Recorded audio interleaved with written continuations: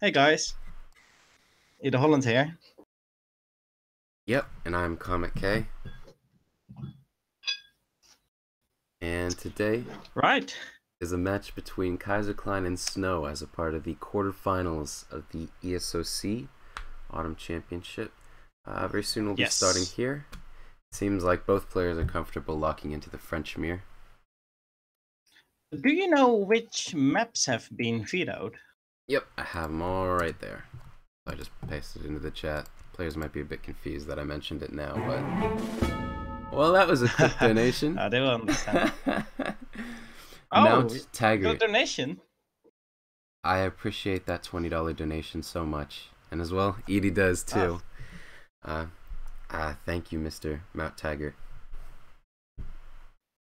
Thanks a lot. Well, it looks like we're ready to click in here. So, ladies and gentlemen, welcome back. I'm going to click in to Kaiserklein versus Snow, the round of 8 of the ESOC Autumn Championships 2018. So, first map, Manchuria. I haven't even looked at the civs yet, so let's see what we're clicking into. Oh, it's going to be a French mirror.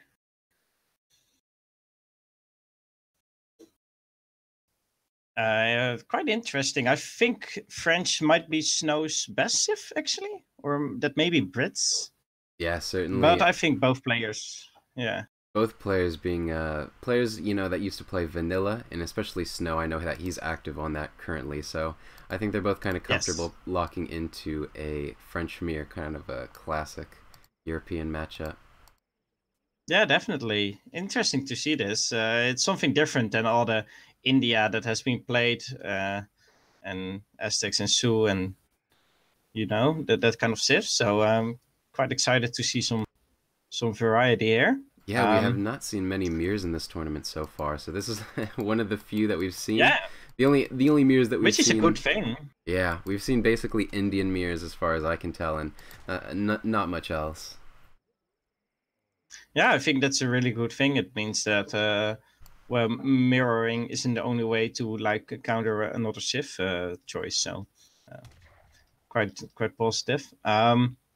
We should check the resources maybe. Exactly, I was about to mention that. So Snow didn't really spawn with a hunt in the back, but he does have 3 pretty accessible hunts. Yeah, there's basically 3 hunts there. And about the same for Kaiser. He gets one towards, you know, kind of tucked in the back there, which is different from Snow. He didn't get one there, but even still, it's about 3 per player. I'd say it's closer to maybe 2 for Kaiser. This one's a bit far out, but it's still reasonably hurtable. You know, you have to extend to that one a little bit, but... Alright, so Kaiser does have one in the back, but his third one is a little bit further away, so I think it balances out enough that we should be good to go. You might want to pay attention to this contention for a little bit. It looks like Snow has got 7 yaks so far against just 1 of Kaiser, so definitely use advantage. Yeah, you know, we didn't pay that much attention to the scouting patterns in the, or at least from my perspective. I was checking the hunts mostly, but certainly Snow leading with 7 yaks to Kaiser's 1. He definitely did a much better job herding those up in the early game. And, you know, especially in this French mirror, every little difference is going to matter. And seeing Snow with such a disparity in that yak count, you know, Kaiser's about to pick up his second, but 2 to 7, you know, 7 is basically worth building a pen for the yeah, player. Almost maybe. It should be noted that Kaiser is probably going to get this this third one at some point, and then the only other ones are this one and this one, which will probably go to Snow as well. So it's indeed quite a uneven balance here. However, it's not the end of the world. As you can see, Kaiser is picking up 90 wood treasure, while Snow has only picked up those small treasures yet. He's now working on a 85 wood as well, it seems. So. Yeah, and with that said, yeah, in terms of treasures, while we're still in the early game stages, I guess we can go over the history of these players. So, speaking for the Autumn Championship so far, I believe Kaiser has beaten Orgi 1-2-3-4 in the round of 32, and after that he also faced I Am Soldier in the round of 16, and he won both matches 3-0. which leads him up 6-0 in terms of game wins, 2-0 in terms of match wins. Of course, he has to be 2-0, otherwise we wouldn't be casting him here today. He would have been eliminated. On the other hand, we have Snow. I think he beat Jeramuno in the round of 32. Another 3-0 series for him. And then he defeated Garya 3-0 in the round of 16. So both players not having dropped a single game. Kaiser, of course, occupying the #1 seed. He was the winner of the ESOC Gran tournament, the last major event that we held. Snow, a bit more modest. He's seed number 9. But that said, there is a bit of tournament history between these two players. Snow actually defeated Kaiserklein for the bronze 3rd place match of the last Autumn Championship in 2017. That was a money match, similar to what we're seeing today, but a bit different. It's not a, kind of a semifinals-ish match. This is a quarterfinals match. So this is basically qualifying for the cash prize pool of this tournament. The prize pool for this tournament is $1,600, which will be $800 to first place, $400 to second, $200 to third, and $100 to first place. So basically, this is a $100 match at the minimum. Whoever loses this match will not be entitled to any of the spoils of this tournament, but the winner will be, entitled to almost $800 should they win the entire tournament. Oh, that's actually quite interesting. I didn't realize that like the winner of this this series would be in the top 8 and would at least get some prize money. So yeah, the stakes are definitely high, and it seems like you did your research on those two players, knowing their history with the game and with tournaments and with each other. So definitely a nice little insight there. Meanwhile, not much has happened yet. I mean, just a standard thing. They both did placer mines during HUP. They had the same amount of wood. They are now placing down a stable and houses, and going for steel traps as well. So far, it's exactly mirrored. The only thing that's different is that Snow still has more yaks. And, well, Snow is a little bit ahead in everything, like a few seconds ahead. With every shipment, he just a few seconds ahead, and with building the stable. But it's not really influential at this point. Maybe it will be a larger gap later on, but so far it's exactly mirrored, and yeah, not much not much interesting happening yet, except for that fact.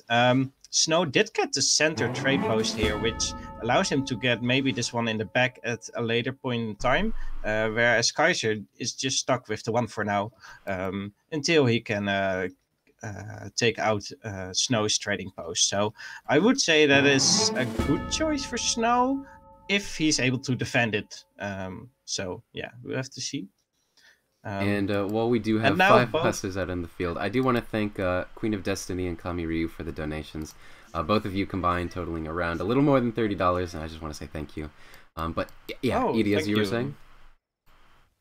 Yeah, so the 2 batches of 5 hussars getting out at quite the same time, meeting in the center, but none of them committing to the fight yet. Kaiser is wanting to take out this trading post, so he at least has a goal, and now it's up to Snow to actually defend. Snow does not have his hero anymore, so we have to see. Now both get out 4 hussars in a batch. Ooh, but Kaiser's batch is going to get caught, and this is going to be really bad for him. Of course, his other hussars are at the trade post, and yeah, lots of free damage for Snow. Let's see who can micro the best in here. I'd really like to see Kaiser bring his Explorer into here, into this fight, just to sponge damage. Especially now that he's behind, he really just needs to distract Snow in some way. Maybe try to snare. It seems he's forgotten that Explorer, but this engagement really not going in his favor, losing 2 additional hussars to Snow, only losing 2, Kaiser losing 4 in total. Yeah, so a nice little advantage for Snow there, just because he caught the hussars of Kaiser off guard. Of course, he did have his hero, so he should have had the advantage. But yeah, not having all his units together cost him some units there. Let's see, he's bringing in some musketeers, but Snow is bringing in 5 more hussars, and now he's catching Kaiser again, where the musketeers have not arrived yet. Musketeers going in hand combat, I assume Snow would go back, but it seems like he just wants to take him out and doesn't try to. Yeah, Kaiser having lost so many of those Hussars while he was engaging too early, while his reinforcing batches were still en route to the fight.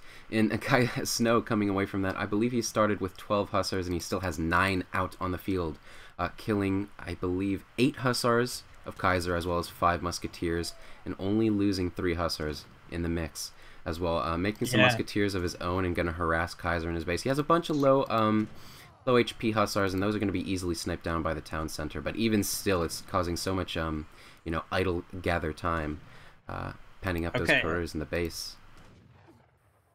And here we can actually see the yak advantage coming to play. Kaiser just picked up all his yaks in his base, and he's got none left, and Snow is now eating them all. Of course, they are not fully fattened yet, but they are about like 103 food per yak, so definitely a good advantage for him. Snow is also aging. He sent 700 food and aged with that.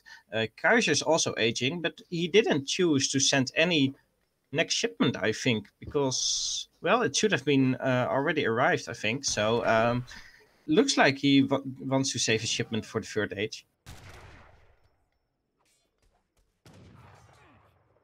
Yeah, so Snow trying to raid a little bit, but of course the French villagers are quite strong and can do decent damage, so they should be able to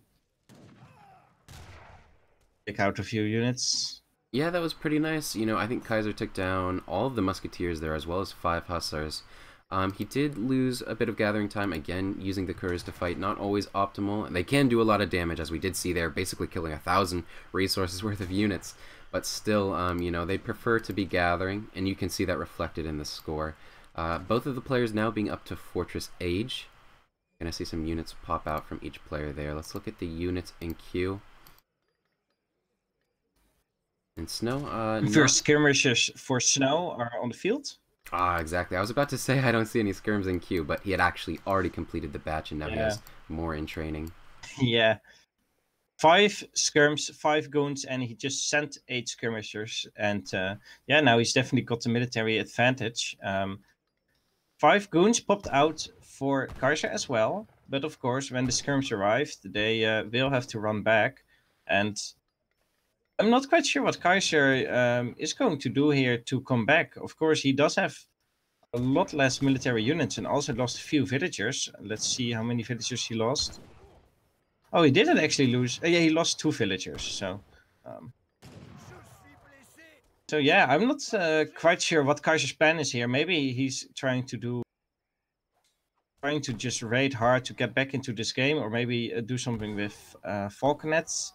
But I think just making skirmishers and goons here, just a standard way of playing, just means he will be behind against Snow in terms of military count.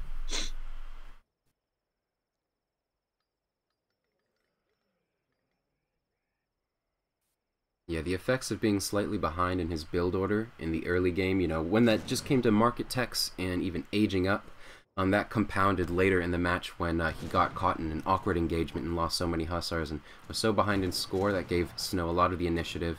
Even going up to the Fortress Age, he was much faster in doing that and getting his units out on the field, and now he's still playing the role of the aggressor against Kaiser, and Kaiser being a little bit awkward on his resources. He lost 3 couriers to a 2 Huss raid up to the north. He did amend that by killing the Hussars, but even still being pushed off that resource and having to split his macro, and now being caught outnumbered in the military engagement, popping out to the north.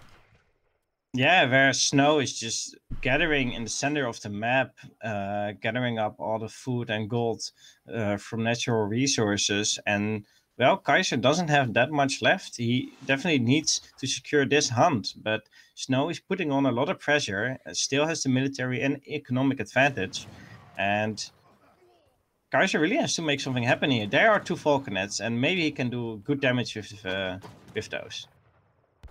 Yeah, I really like this shipment from Kaiser. Recognizing that he's the one in the defensive position, he needs to kind of make a slow push outwards and establish control.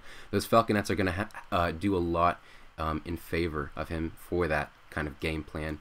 Snow, you know, being the more aggressive player, it's actually not good for him to send falconets early on. You know, they're kind of an immobile unit, and they're easy to get, you know, they just restrict your mobility. But Kaiser, being the defensive player, he doesn't need mobility as much. He just needs very powerful units that he can park and kind of adjust forward as he needs to push out. Snow, rather, he wants to keep his mobility, as I said. Still the falconets coming out for him a little bit later than there's still Kaiser. falconets, yeah. And he's probably going to reposition. Yeah, his so army far the shipments have been mirrored again. The one sending 5 goons, then 8 skirms, and Snow sending it the other way around. But still, yeah, there it is. GG. Skirmishers in the center, killing off the French villagers, and Kaiser knows he's not coming back into this game. Yeah, a pretty quick GG there. He recognizes that he's about, or it's hard to say about even on military, but he sees so many of those skirmishers, the dragoons. He knows Snow still has the 2 falconet shipment, even if he doesn't have total knowledge that they're out on the field yet. And recognizing that having been lost so many coureurs de bois, he's going to be down in economy. He can't win militarily, and he can't win just by macro alone. So I'm going to call GG there, and that will be game 1 to Snow. This is a best of 7 series. And so the next map, I believe, is going to be Tibet, game 2. That was a quick out from Kaiser, so I didn't look at any of the post-game graphs, but I think a lot of players are experienced with the French matchup and kind of can expect what happened there. Yeah, for sure. Of course, that first engagement was really bad for Kaiser, and that just basically snowballed into a victory for Snow, where he had constant a military and economic advantage. And so we'll be moving on to game 2. Just waiting for the players to host. It's going to be a map, or excuse me, a game on Tibet. And Kaiser will actually get the opportunity to counterpick Snow's Civ. So Snow is going to be the one that locks his civilization first. And what I'm expecting from Snow here, he is a Nilla player, as I mentioned earlier. Both Kaiser and Snow are actually very heavy on the Nilla gameplay. Snow, in terms of his map pool, is a bit more restricted. You know, he's one to go for, of course, French, as you said earlier, Mark. That's one of his favorite civilizations as well. British and Germany, those are his mains. And outside of that, you know, he's not very familiar with the non-European civs.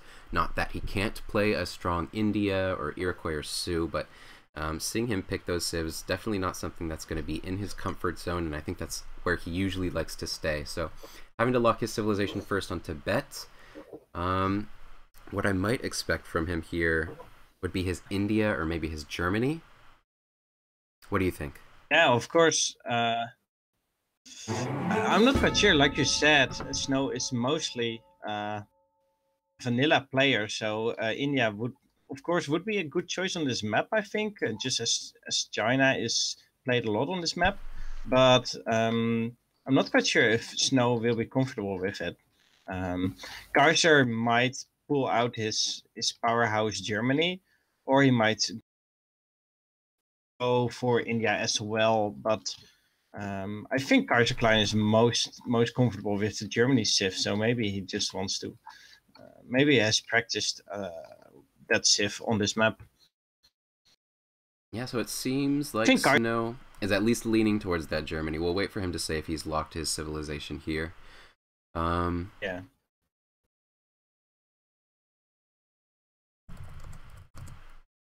Okay. Perfect, and Kaiser's going to want to mirror that as well. Yeah, so I kind of thought that Kaiser may want to take the mirror on this matchup when Snow picked Germany. Just because I think he's so comfortable with that civilization, he knows how this mirror plays out, and he's probably practiced it. Yeah, and before we jump into the next game, I do want to say thank you to Olivetsa for the $5 donation. It was not noticed, and your Cometk Eric hype is definitely noted.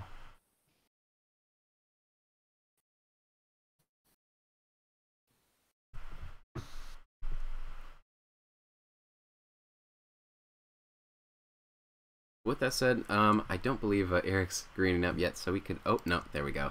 Ready to jump into this. Okay, so ladies and gentlemen, welcome back to game number 2 in the series of Kaiserklein versus Snow. And here we're playing on the map Tibet, seeing a Germany mirror.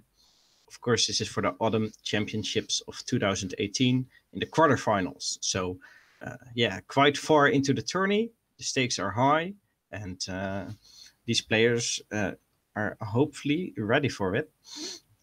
A Germany mirror, of course, as people may know, I think Germany is the main civilization of Kaiserklein. So, of course, he has played this matchup a lot, but since Snow is a vanilla player, he also knows his European civs. So this should be interesting. We should take a quick look at the hunts and the mines if they're fair, and then we can get into this game. Yeah, they look pretty good. There's one back hunt for both players. There's one there, and then of course you can see the one for Kaiser. This is a very easy hunt to extend for Kaiser, and I would say this one is reasonably hurtable for Snow as well. It seems good to me. What do you think, Mark? Yes.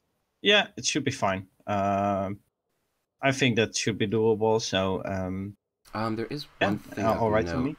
You can kind of see Kaiser has very, very strong back mines. There's one spawning right here and right here. And additionally, that little trade post actually gives Kaiser some nice line of sight. Snow, on the other hand, only gets one in the back. What do you think of that?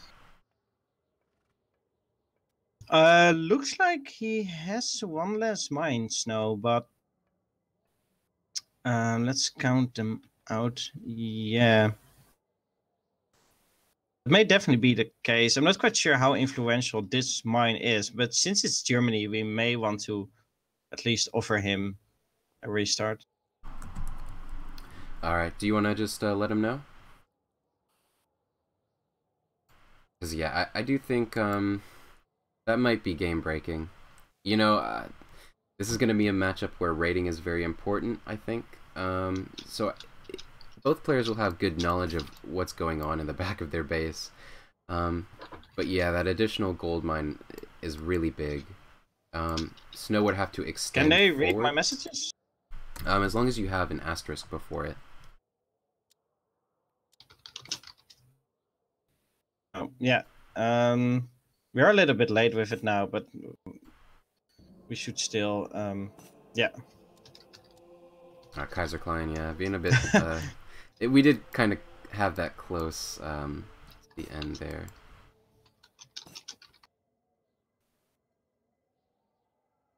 No, I didn't mean a starting mine. Snow was wondering if there would be 2 starting mines, but looks like he wasn't talking about the... Yeah, I mean, it's a much... It's... You know, as a caster, you always feel a little bit awkward about making a decision like this, but this seems like a very easy lateral switch for Kaiserklein's villagers once that second mine runs out. Whereas Snow, once that mine in his back runs out, he's going to have to go way, way forward in order to get them. You know, you can see where his explorer is right now, as well as to the north of that trading, or south of that trading post. South of the north. Yeah, exactly. Post. It's just like he has to walk so far, and they're in very exposed locations. I don't think this was an unfair recall, contrary to Kaiserklein's little jab there. So we'll go out and move on to the rehosted match. That's why I'm happy that you're here to make the final decision.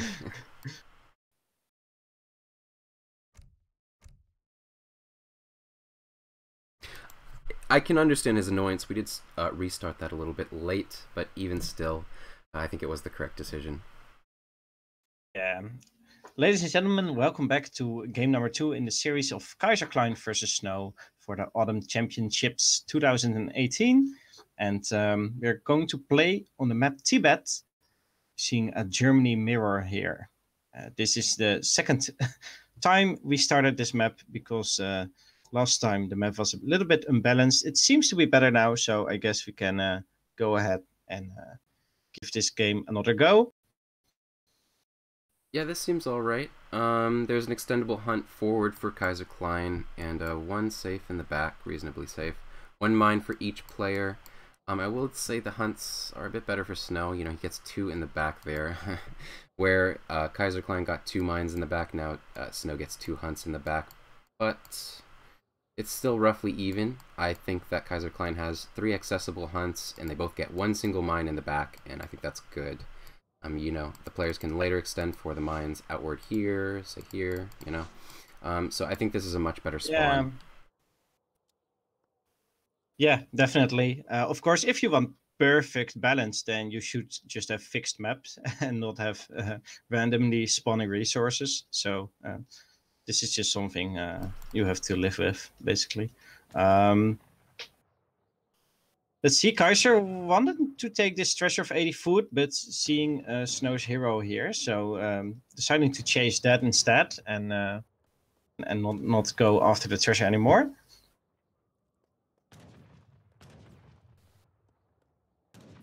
A little bit of contention on both explorers. We did see that in game 1 as well.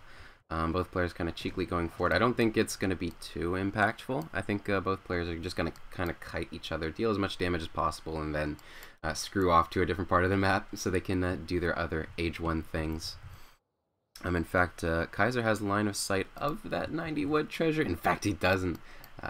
He doesn't know that that 90 wood treasure is just to his south. Not that he would necessarily want to take it, knowing that Snow's explorer might also be lurking around the corner. But in terms of yaks so far, Snow still with the lead, similar to how we had it in game 1. He's up 4 yaks to Kaiser's 2. I mean, if we can look at the map, there's still some yaks over here, and as well a little bit north of that trading post. And then also on the so it just ringing out. Probably won't be as unfair as last game, where Snow had 7 or 8 yaks against 1 for Kaiser. So both starting with hunting dogs here. So not with a trade post. Of course, they only started with 100 wood, so there wasn't really option for a trade post, I think. Getting 85 wood, which is a pretty powerful treasure, will help him get a trade post up in transition, which is, well, almost 100% likely what he will go for. 2 settler wagons coming out, of course, as first shipment, and other than that, nothing too influential happening yet. Getting more treasures, 80 coin, and this one is still good to get. 50 wood. Another 40 wood, 90 wood. Just nice wood treasures. And of course the 80 food that Kaiser has scouted before. So mostly on the east and south of the map are the most important treasures from now on. And other than that, it's just scouting around and gathering food for the H-up. Yeah, but Snow did have a little bit of a mistake with his starting hunt. He hunted it away from his town center, I think, because it's all the way down here. Whereas Kaiser, of course, has his hunts right next to his town center. So Snow may have misheard at his starting hunt at some point.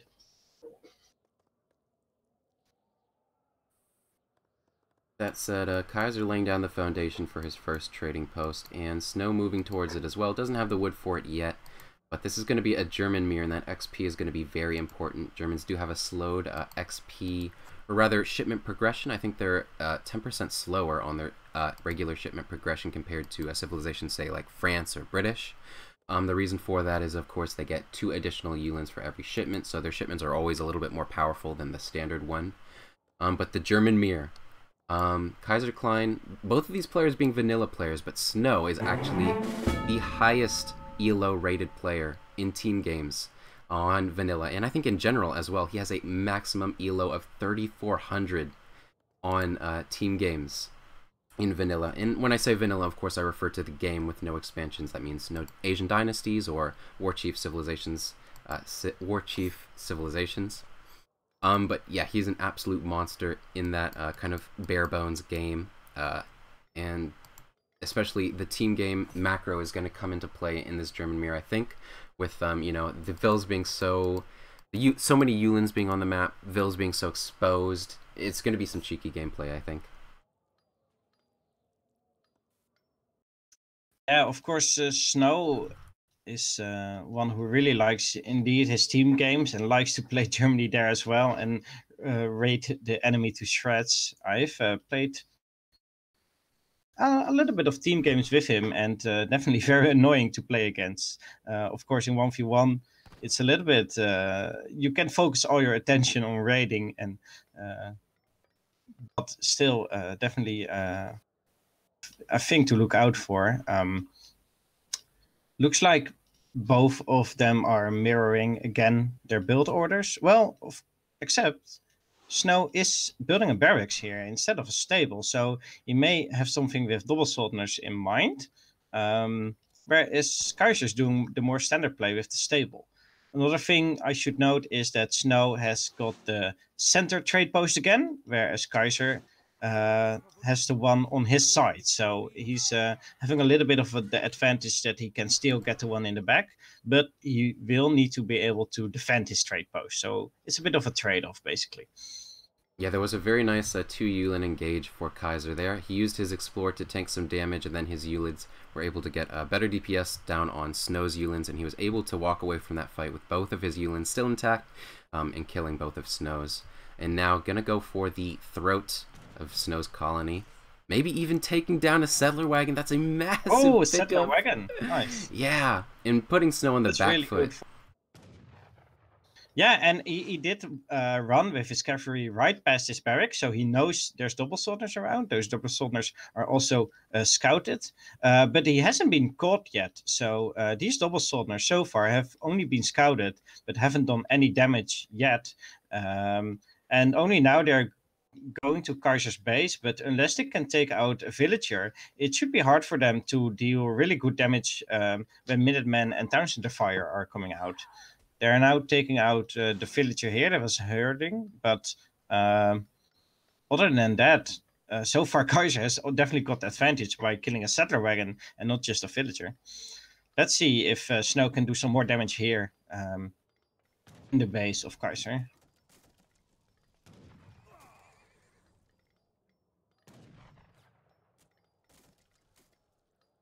Yeah, and a second reinforcing batch of Dops coming out for Snow. There's 2 walking forward and 2 gonna sit on a hunt. I guess that kind of makes sense. Snow actually doesn't know where that massive Yulin batch is for Kaiser. It may be lurking around the corner over here, but he, little to his knowledge, it's actually just sitting in base comfortably. It looks like this this hunt here is... Well, it's close to Kaiser's base. It's on the other side of a cliff, so it's a little bit harder to defend. But Kaiser should be fine for now. Still, the doubles from Snow haven't done any significant damage, and Kaiser may be able to do some decent damage with the whole cavalry mess he has. He can try to take out the trade post, or maybe go straight for the base again and try to catch some villagers, since the double Soldners are of course very slow, so they can't be both in Snow's base and in Kaiser's base at the same time. So you have to choose what he goes for, and it looks like he's going to try to take out some houses now. Yeah, the Minutemen coming out, but I think this and now Kaiser is chasing with his cavalry to slow them down, but of course it's double Soldners. So a small raid coming down from the south. You know... Oh. And those are going to take down... significant raid if he takes out a... Oh, yes, the settler wagon going down for the cost of 2 Yulans, which is definitely worth it for Snow. Yeah, this is quite an interesting ramp to the next plateau.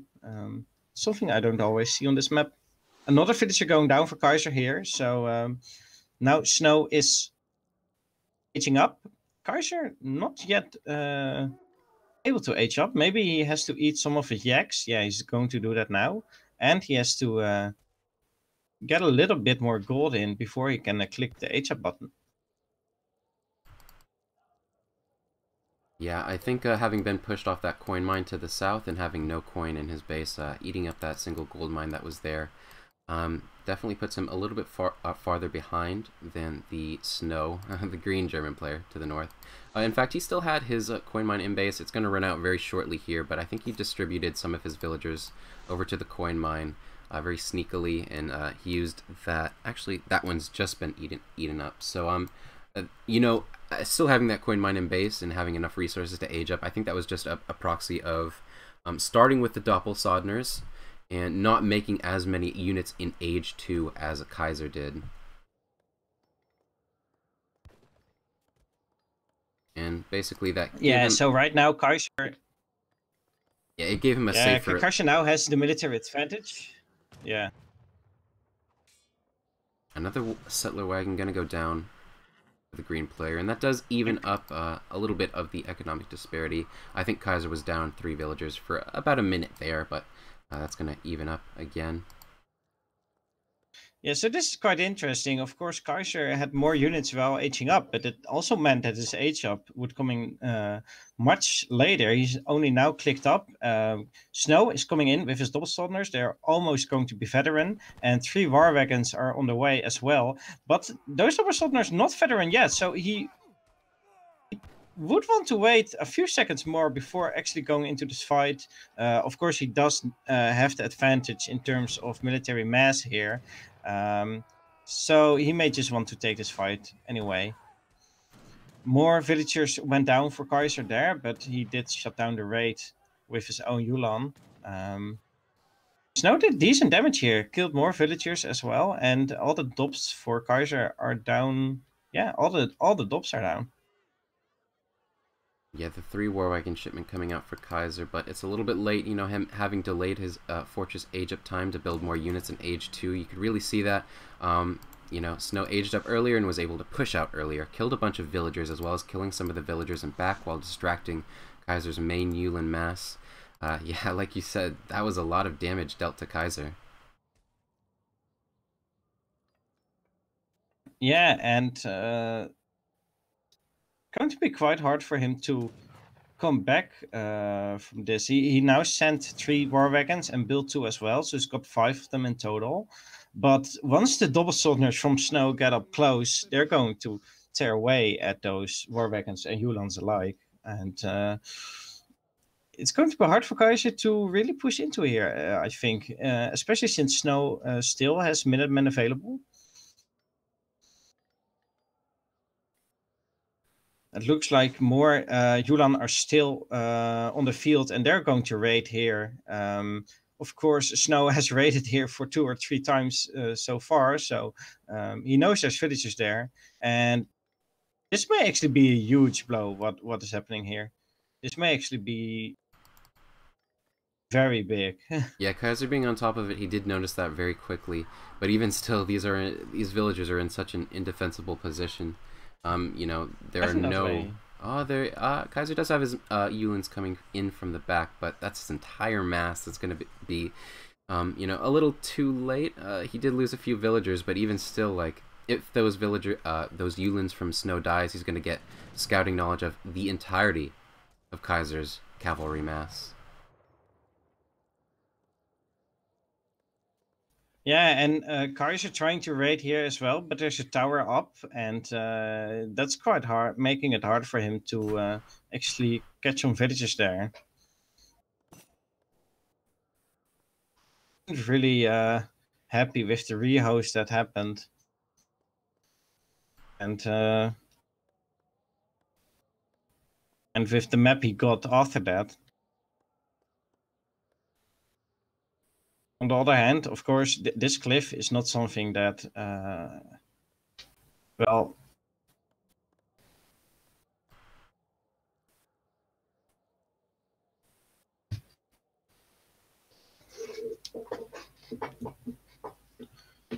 of course, we didn't know that cliff would spawn there, so it's a little bit unfair to say that we caused this map. We could have respawned for 10 times, but I don't know why we don't just use fixed maps by then. So yeah, it's a bit difficult, especially when he was so upset with the first one. You know, we're trying to rehost as little as possible, and this map kind of spawned all right. there was definitely a herdable hunt. You know, you see it very far away from Kaiser's base, but he definitely had the opportunity to herd that in before it became an issue.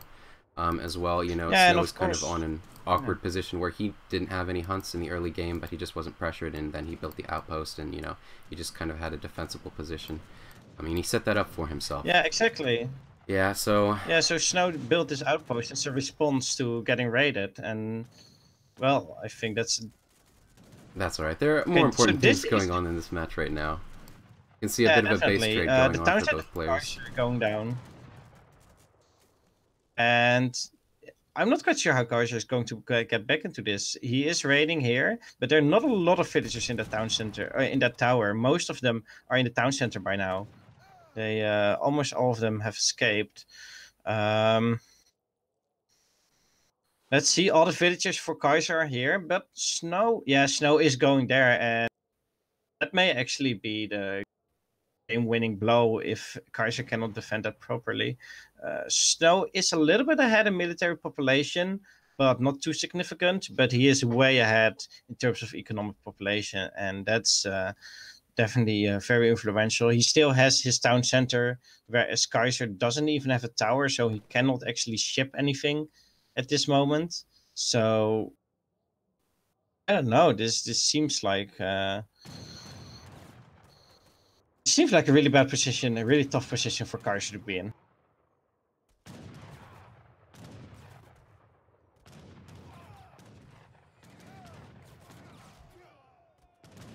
Yeah, Kaiser gonna have to do... yeah, calling it right there. Yeah, and there we go. GG. Kaiser seems a little bit upset about the rehost still. Asking for other casters. Okay, so this is where the drama starts. This is... grab the popcorn.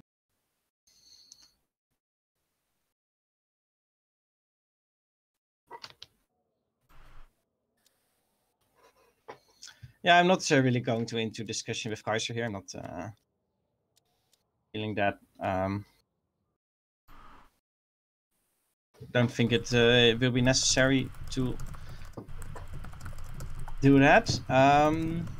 Yeah, so I'm going to take a quick look at the post game.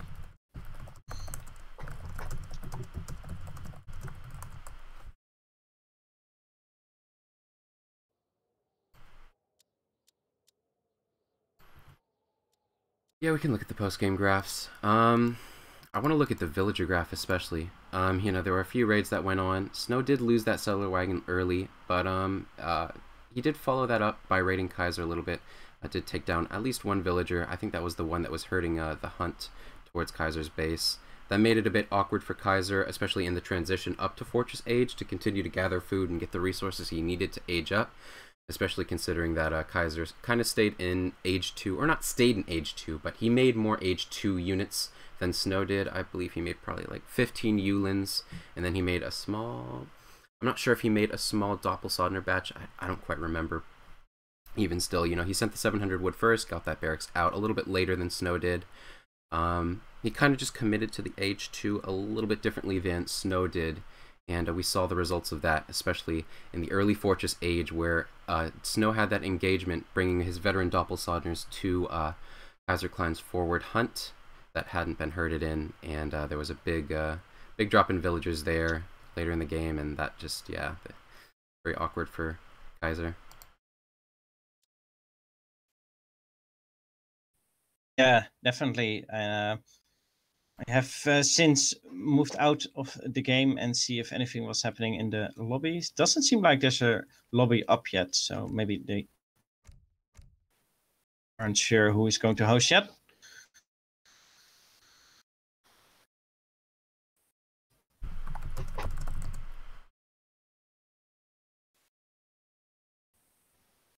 Okay, yeah, looks like the lobby is up. I'm coming in. Let's see if Kaiser is still serious about what he said about wanting other casters.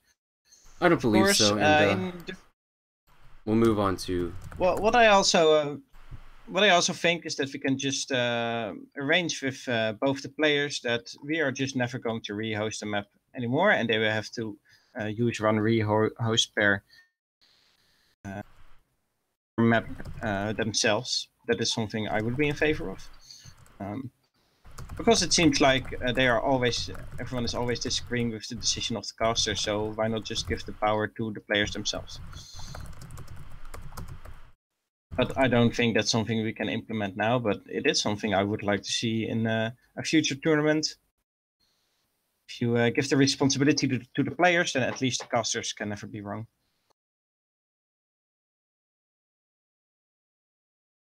We did actually have another donation from Olivetsa earlier. I apologize that I couldn't shout you out while we were in game. But Olivetsa now donating $10 total. We really appreciate that.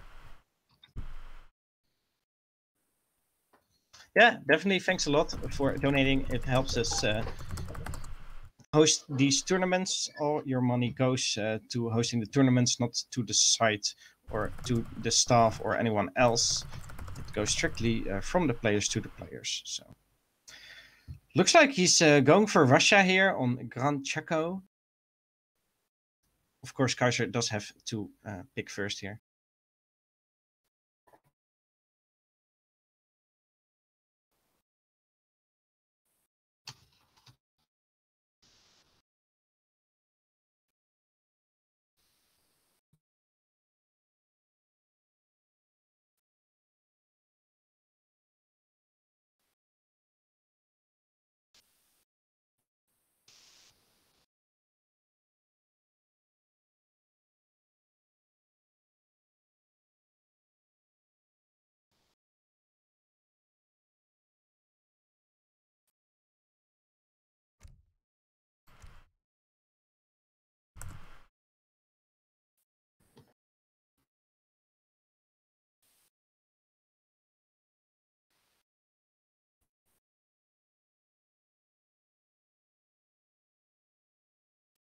Cometk, I'm not quite sure if you ever alt tab out of the game during the series, but someone is mentioning that there's a small freeze when you alt tab. So no, I am aware of that. I do try to limit it a little bit, but there was a donation earlier. I was trying to open Streamlabs so that I could see it, but I did stop. Right. I did stop before I was able to, kind of fully open it up, just because I am aware of that. When I alt tab out, it does freeze the game. I apologize for that, but we should be okay going forward. Okay, yeah, so of course for donations you do have to alt tab out to see who actually donated, so that makes sense.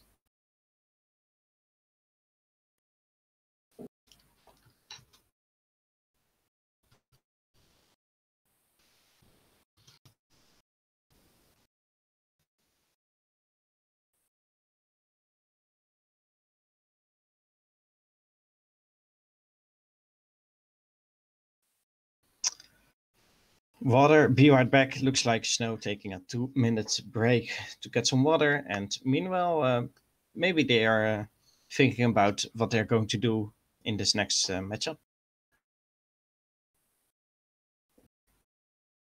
Yeah, but it seems Snow is ready now.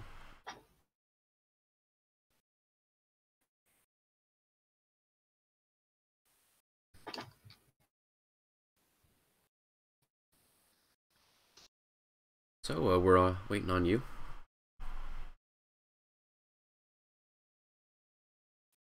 Yes, ladies and gentlemen, welcome back to the third game in the series of Snow versus Kaiserklein. Here we're going to play on the map Gran Chaco, and we have Kaiserklein playing Russia against Snow playing the British civilization. I think British being one of the main favorite civilizations for Snow, and Kaiserklein playing Russia is quite interesting. Maybe he wants to be a little bit more aggressive after the last two games. He has been mostly on the defensive side. I have to see what his plan is and if he has prepared this matchup specifically or not.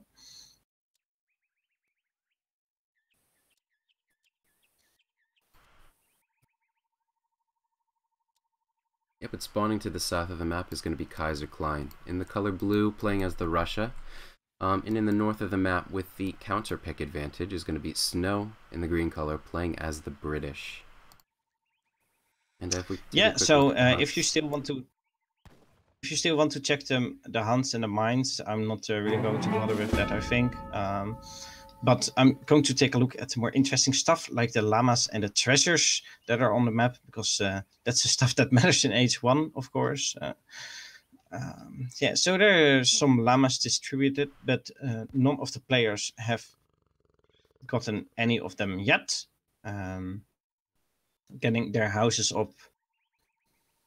Let's see, 60 food treasure, 70 wood, 120 coin, 135 coin, 100 food. Quite high level treasures, actually. Quite a lot of tier 3 treasures.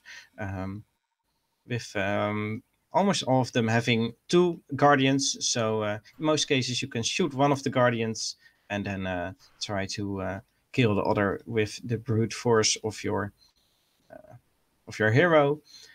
And of course, getting llamas, both of the players only having 1 main scouting unit, and so it will take a while before all llamas are scouted, perhaps.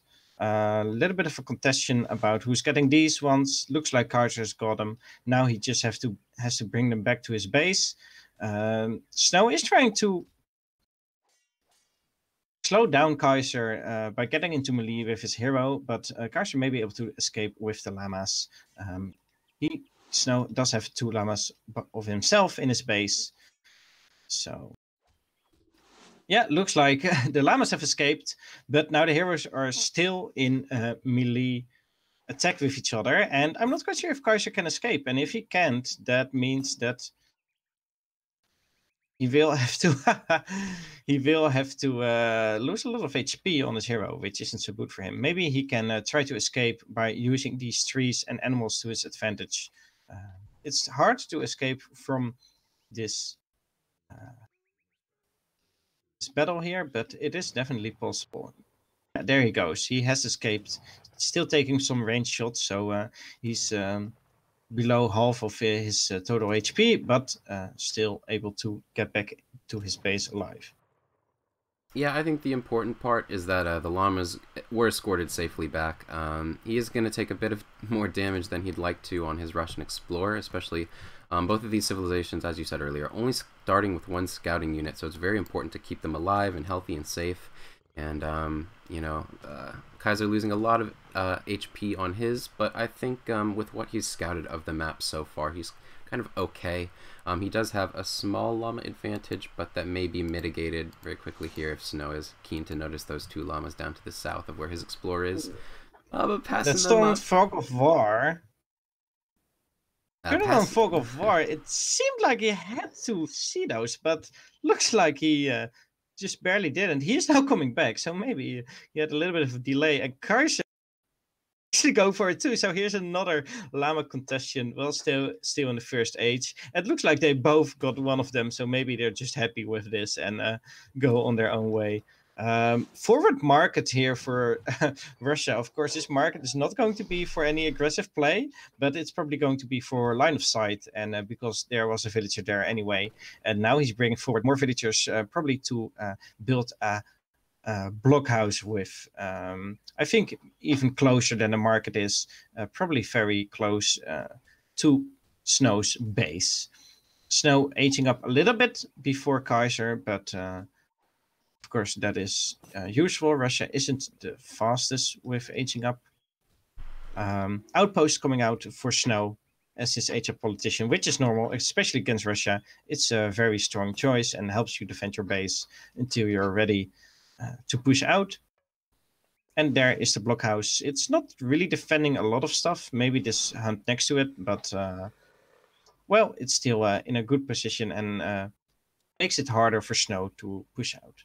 Kaiserklein does have the 5 Cossacks in queue. I do wonder if that's going to pop out at the blockhouse, if it's going to get up built in time, and he's going to be able to reroute his home city shipment point to his base, but it's going to be very close. Seems like he got it up, and the 5 Cossacks are not spawning at the TC, so he's going to be able to get those 5 Cossacks very early into Snow's and base. Immediately going to get this hero if they can find him. It looks like no. Yeah, there they are. Okay, so the hero from Snow is getting away with 77 HP. He's going to get a fill here, I think. Let's see if he... Yeah, nice reaction time. And there he goes. Down one fill. Kaiser getting his first pick, which is quite good for him.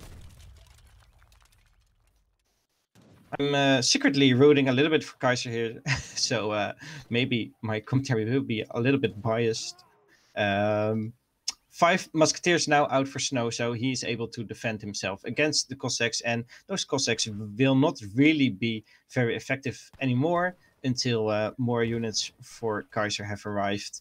Of course, he's got the tower on one side of his base, that is Snow, and he's got the musketeers on the other side of his base, and it's going to be really hard to get any field pick because of that. Let's see this villager here getting up a house. Yeah, it's not going down. So Kaiser only taking shots here. Idling a little bit of villagers for Snow, but Snow not losing anything anymore. Yeah, you know, while Snow was able to defend that quite well, getting that first batch of 5 musketeers out early, you can actually take a look at the recalculated economic unit population. And, you know, Snow just sent 5 villagers, so it's going to swing it in his favor. But those 5 villagers aren't going to pay off right away. The second shipment, or the third shipment, I should say, from Kaiserklein still impending. There's the 700 wood. They're roughly even on economic population right now, but Kaiser is in a commanding position on the map. Oh, like you just flared. That's a big pickup for Snow, but I think it's gonna die right away, actually. Oh, that's really good. Maybe Kaiser did know that treasure was there and just thought the scout kind of had to be there. The scout would definitely have been a very good advantage for Snow. If it didn't die, he could put it in stealth right next to the blockhouse, and unless Kaiser had his hero nearby, he wouldn't be able to see the scout, and Snow would be able to see everything that was happening there. But yeah, the scout going down, so that treasure didn't really change anything. There's now a double blockhouse up, but Kaiser, of course, doesn't have the resources yet to train from 2 blockhouses at a time. So I'm not quite sure why he's building that, but maybe it's just for in the future. He does have the 700 wood shipment sent, but doesn't have anything to spend it on. He could maybe do another market upgrade, but he already got steel traps. And there are no trade posts to build, so probably he just thought, I'm going to send 700 wood anyway, so might as well build the second blockhouse to make use of that. That wood. A 4 batch of hussars popping out for Snow. Gonna send those way around the back, try to maybe catch up a cheeky raid. And the first batch of strelets out for Kaiser. And actually, Kaiser's 4th shipment gonna be 700 coin. Not actually another aggressive shipment like 4 Cossacks or 13 Strelets to bolster his push in. Just going to go with the 700 coin, which is going to help him build more Cossacks if he has a stable up, which I don't believe he does. But that 700 coin instead probably going to be used to fuel the rest of his musketeer batches. But yeah, exactly. So Kaiser does have the 2 blockhouses, and he's gathering with 23 villagers on foot. 2 villagers come down here. So the 2 blockhouses are now actually being used by pumping out units. He's spending the last of his wood to train more strelets, and from then he can use his 700 gold to train more musketeers, and he can now keep pumping out units quite quickly. Needs to build a house at some point, but he will probably think of that pretty soon. And yeah, Snow may have to push out at some time. He does still have a hunt here, but Kaiser should be able to contest that, and I hope he will. Snow is actually popped right now, and that's British. That's not really a good sign. He didn't really boom quite as hard as he may have wanted to, but he's still ahead in economic pop, so it's not a huge deal. Yeah, Kaiser's splitting a lot of his attention to, you know, kind of counteract this 4 Hussar raid from Snow, and he's got 5 Musketeers in position. Actually, they're being waypointed back. Still going to be able to clean up all these Hussars with minimal damage done. I think he did lose 2 or 3 villagers there, one being very low hit points, but a big engagement going on at the blockhouses. where the fight is happening, whereas in Kaiser's base there was a little bit of raiding, and the raiding got shut down. Here there's actually a fight coming on. The hussars are in combat with the Strelets, but a lot of musketeers for Kaiser still on the field, and it seems like Kaiser is definitely able to defend this. Also sent 13 Strelets. Yeah, got a decent military population and is definitely able to push back Snow here. And maybe he's actually going to try to push into his base, maybe into this hunt or into this hunt. So yeah, Snow has to go outside of his protected range around his base, and that may be a good opportunity for Kaiser to kill some villager and put some pressure on. Yeah, that was Snow already gathering from berries. Yeah, that was a really, really excellent engagement for Kaiserklein. He was basically able to clean up all of Snow's hussars. You know, there's still a hussar raid going on in the back for Snow, but nonetheless, so many of those hussars just gotten into a fight with the musketeers. Kaiserklein doing very well to make sure that those musketeers in melee mode, getting the additional damage multiplier against those hussars, clean them up very quickly, and what was remaining was an army of Strelets. Like 23 Strelets against musketeers and longbowmen, which were split in an awkward position across the blockhouses. It just went exceedingly in the favor of Kaiser, and, you know, Snow sitting in his base, just gathering from berries, not having any accessible hunts, or the hunts that he does have are quite exposed. You know, basically, he's at a much, despite having more villagers, he's at an economic disadvantage, having to gather from those berries rather than the hunts. Yeah, and Kaiser was trying to raid a little bit in the back of Snow's base here, but 5 hussars are now chasing his 3 Cossacks, so it wasn't really effective there. Snow, meanwhile, is still raiding in Kaiser's base. Kaiser should definitely get great coats, because I think would help him save some villagers here. He shouldn't lose too many villagers. Of course, he's way ahead in military population, but if he doesn't watch out, Snow might be able to come back just by the sheer amount of economic power he has. But this is still running around, is able to kill some villagers here, and if Kaiser does, he's in a good position, I think. 600 wood now coming out, and that will help him get up maybe a stable. Maybe the next mining upgrade, but he only has 5 villagers on mine, so it may not be necessary, and will definitely help him get out more Strelets. So it's a good shipment overall. The hero for Snow died at the very best place he could have wished for, between the 2 blockhouses. So he's seeing everything that's walking past and that's popping out. Snow still really going hard on the raiding, and that's I think the main strength that Snow is living off right now, and the main thing that's distracting Kaiser. Kaiser still has twice the military pop, so I really hope he can make use of the units he has right now, and won't get too distracted by all the raiding from Snow.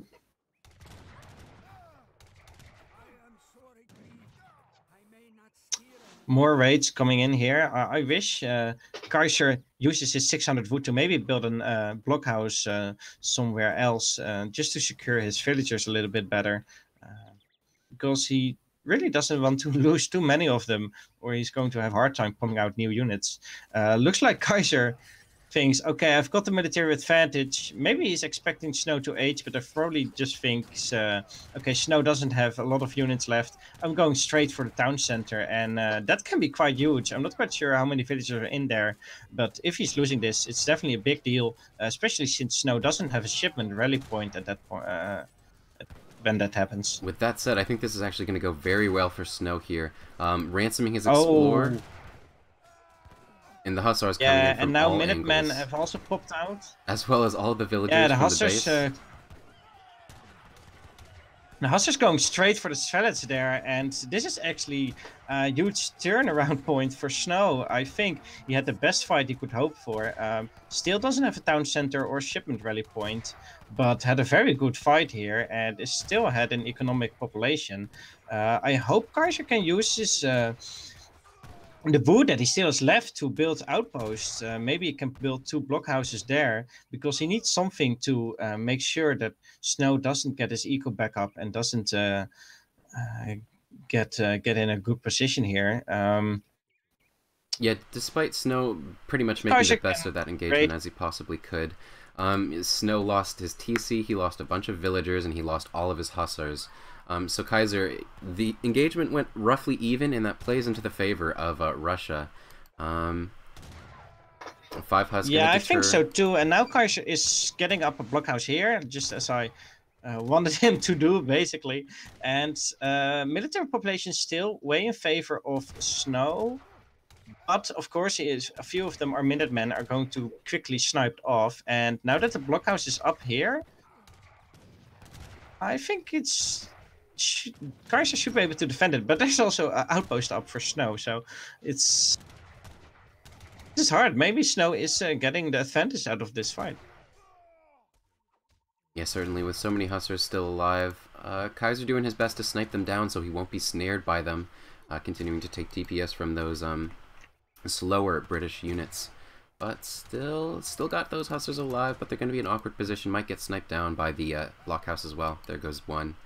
But still, I don't think Kaiser, despite being at a slight economic disadvantage and down in military population, I still think he's okay, you know, with these blockhouses still establishing mid-map control for him. He has plenty of resources down south here and another blockhouse preventing that. He has line of sight here of what's going on in Snow's little proxy base with that outpost. Yeah, wow. Being very keen hiding them in the black map. They are getting away, luckily. Yeah, that was very nice by Kaiser. Going to build another blockhouse. Not one that's particularly establishing control. I mean, there is a hunt there, but this blockhouse is basically as a garrison point for his villagers, not necessarily something that he's trying to contest the map with. More blockhouses coming up now, and I think Kaiser is soon going to hit his limit of 7 blockhouses. He's got them all over the map, and since both of them are fighting with relatively small armies, it's going to be quite hard for Snow to actually push into the blockhouses from Kaiser. Still a really good musketeer mass that's quickly dealing with the hussars from Snow. Snow does have access to a few Huns left, but soon he's going to have to push into the musketeer army with the Cossacks from Kaiser, and I'm not quite sure he's able to deal with that. I think Kaiser's in a good position right now. Yeah, engagements going on both sides, like he did in the early, like at every stage of the game. Another raid going down. I don't know if he's going to be able to pick up any villagers. It looks like not even a single one going down and getting safely in that blockhouse. I don't know how many units died over here, but certainly that outpost going to go down and reducing the map control ability of the green player. Yeah, on the other hand, Snow's musketeers are really well upgraded. They've got 2 cards on them, whereas Kaiser has got 0 cards on them, so they're like 30% better in both HP and hit points right now. So of course, Snow's mass should not be underestimated. Also, a lot of them are hussars, which are, of course, quite a bit stronger than Cossacks. Boyars is now out for Kaiserklein, which would definitely help him. But I wish Kaiserklein would use a few of Cossacks a little bit better to raid around, just like Snow does all the time. Small raids here and maybe here can make a huge difference at this point of the game. And Kaiser, even when he's doesn't have a whole lot of units and a whole lot of hussars, he's using them all very effectively by raiding everywhere. And I think that's really one of the strengths from Snow that's coming into play here. Yeah, despite not having a town center. Yeah, Snow not having a town center, he's not able to produce any more villagers. He does have the houses, but he's not gathering any wood. Instead, just focusing on food and coin to get his main units in musketeers and hussars out. Kaiser is very free to, you know, kind of catch up with his 3 settler wagon batch every 50 seconds coming out from his TC. But even still, as you said, Snow doing such a good job with raiding that it kind of evens out. Yeah, and here we have maybe one of the last big fights. Snow having really powerful units, but Kaiser having the sheer mass. And it looks like Kaiser is going to win this battle, but lost quite a few villagers in the process as well. Another raid here. Even when Kaiser is losing the main fight, he's still always having 2 or 3 or 4 hussars at some place in the map, and that's really going to be that's really annoying for Kaiser to deal with. Now those hussars are down again, but of course they still killed 1 or 2 villagers more. Huge villager migration from snow here because the hunt ran out. There's still 2 rayas here, so animals. But other than that, not a lot of hunts left on his side of the base. Still doesn't have a town center. Doesn't have the second tire mine upgrade yet. Doesn't have a wood cutting upgrade yet. So it's going to be hard for him to actually get out a lot of resources as this game goes forward. Whereas Kaiser, of course, he's still getting raided, but on the other hand, he still has got a town center. He's got decent market upgrades. It's got economic 3D, economic theory, sorry. And I think Kaiser is in a position to win this game from here on. Yeah, this is a very nice engagement, basically cleaning up the entirety of Snow's musketeer mass and losing so many villagers in the process, Snow as well. Yeah, and I think from here on CG, and there we see Snow called it, and now it's 2-1. This was definitely the most exciting game from the series so far. At the point that Kaiser sieged the town center from Snow, a lot of people said, also in the chat said, okay, now it's game over, Kaiser won. But the real game started at that point, I think. From then on, it was actually fighting out all around the map and fighting for resources. And Snow did win an engagement at his town center, but of course lost his town center in the process. And that is actually where the most interesting part of the game started for me. Yeah, certainly. I think this game was very scrappy, and we saw a lot of Snow's supreme team game oriented macro with those hussars raiding every point on the map, keeping Kaiserklein's Cossacks on the back foot, taking down so many villagers. And even though Snow, you know, he lost his base and he was penned up in the TC himself and he had awkward resources, he made the best of it. You know, I don't think all of those, when Snow did engage en masse with like his full military force, it didn't always go in his favor because a lot of time Kaiser had a very keen micro and he was able to get his musketeers in melee and take down all the hussars very quickly. I think that was, you know, the British player just never really being able to kind of crush the Russian player's military mass, but, you know, making the best of what he had with him and gonna take the win there, Kaiser. And that'll actually be... Have you looked at... I'm looking at them presently. Have you looked at the post-game stats yet? Okay, yeah, so at the military unit population, I think it's around the 14.5-minute mark when the town center goes down. That's when Kaiser is having a huge drop in military units. I think that's the one where the town center goes down. Yeah, that was basically Snow's best chance to make it back into the game. He was firing on all cylinders with the Minutemen, the revived Explorer, a batch of 5 hussars, and a flanking batch of like 10 hussars that he was previously raiding with. But even still, you know, Kaiser had such a massive musketeer mass that he was able to clean that up pretty quickly and come away from it. You know, it's hard to say that this is roughly even, but he was in an okay position with map control and the blockhouses. Still getting raided, but, you know, it's fine because after that point, you know, Snow had no villager production, and Kaiser was able to even it up. And so I'll go out here, and we'll be moving on to game 4.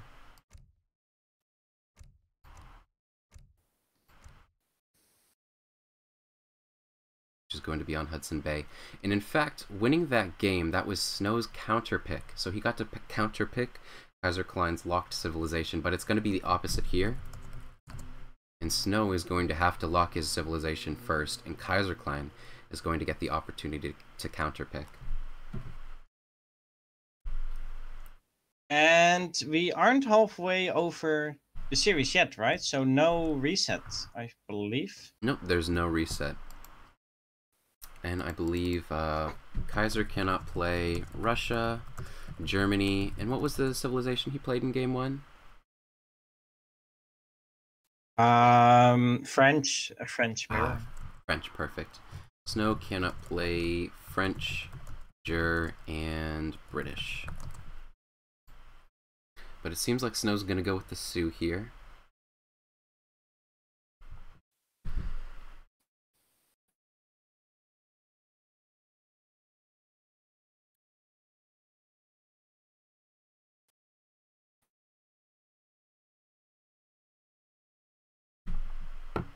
So Kaiserklein has previously played Ottoman on Hudson Bay, but I might be surprised to see him lock Ottoman into Sioux on this map in particular. We've seen the Sioux versus Ottoman matchup quite a few times on Tibet. That usually favors the Ottoman player quite a bit. You know, those trade posts favoring the Ottoman player a little bit more than the Sioux, but it seems like, just like in the first and the second game, Kaiser's keen to go for a mirror.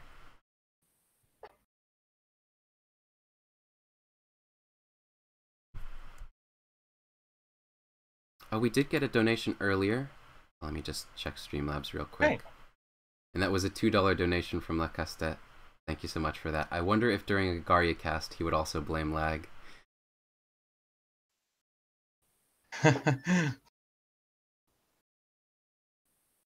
Yeah, definitely thanks for the donation. It looks like we're ready to click into the fourth game of this series here, Kaiserklein versus Snow, playing on the map Hudson Bay. And it's going to be Sioux versus another Sioux. So a Sioux mirror on Hudson Bay. That's not something you see every day, which rhymes. So yeah, quite excited for this this matchup actually. I'm not really a huge fan of the Sioux mirror, but in general, I kind of like mirrors when it's a very high level. I don't really like to play them myself, but watching them can be quite interesting. Yeah, if you want to take a look at the Hans, of course, that may be appreciated. I'm not quite sure if it's appreciated by if you're going to get a rehost, but definitely nice to take a look at it. Yeah, these hunts are very plentiful for both players, both getting a big hunt of caribou as well as some more muskox and in opposite positions. And then, of course, there's still the top mine and the top hunt. Seems perfect. All right. Well, great to hear that. Let's see how we're going to play on this map. Both of them, of course, have the very fast and powerful hero, so it's interesting to see how they will deal with the treasures. It's not like one of them can just convert a polar bear and then come back 1 minute later and try to convert the other one, because, well, in the meantime, the other player might have stolen that treasure. So it's a bit harder to get your treasures here, I would say, just because both of them are so fast. Looks like both of them are in a very corner of the map, going to get their treasures at opposite sides. 60 wood for Kaiser and 60 wood for Snow.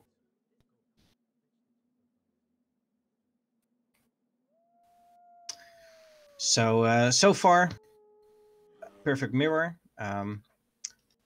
Both of them have a TP up, if you didn't know, in the newest EP iteration, the ESOC patch, what we're playing on right now. The TPs give a small gathering boost to nearby villagers. So it's really good when you start with wood, that you use it to build one TP, just to get a little bit of an economic boost. And since they both had a 60 wood treasure, they both could build one TP for 50 wood. So yeah, here we go. Kaiser in contention with treasure, but Snow running from the other side of the map and is now at that spot as well, and is able to contest the treasure. But it seems like that tamed wolf gonna get shot down by Snow. Still having his own tamed wolf from when he took the treasure up north earlier. But as you said, you know, both players not kind of wanting to go for these middle treasures. We saw Kaiserklein trying to take that 90 food, but being pinned off by Snow's imposing Der Dia Erde Berut. But Snow feeling comfortable to take a 150 coin treasure up to the north, only guarded by 3 wolves, converting 1, and that's going to be a big pickup. On the other hand, it's 150 coins for Kaiser. Yeah. So so far, nothing really outstanding happening. Mostly as they're doing exactly the same thing. He did convert a polar bear, which is a really strong unit. It's got 250 HP and 10 attack against the wolves, who've got just 70 HP and 9 attack. So definitely a nice HP bonus for the polar bear. And it looks like, yeah, just notice the polar bear also gets more HP when it's near the teepee. So it does count as a military unit in that regard. So it does get a HP boost, which can help Kaiser tank some damage. Yeah, speaking on the Sioux in particular, it's gonna be very interesting to see how many bow riders each player makes in Age 2. Certainly you want to make enough bow riders to, you know, be able to contest or hold your base if the opponent makes a push on it or catch raids, but you also don't want to make too many, because if you make too many and your opponent sneaks the age up and is able to stabilize sooner than you're able to pressure him, then you can be in a very awkward predicament where he's able to push out an early Fortress age faster than you are, and you might be losing on map control or momentum. So it's a very delicate balancing act from both players.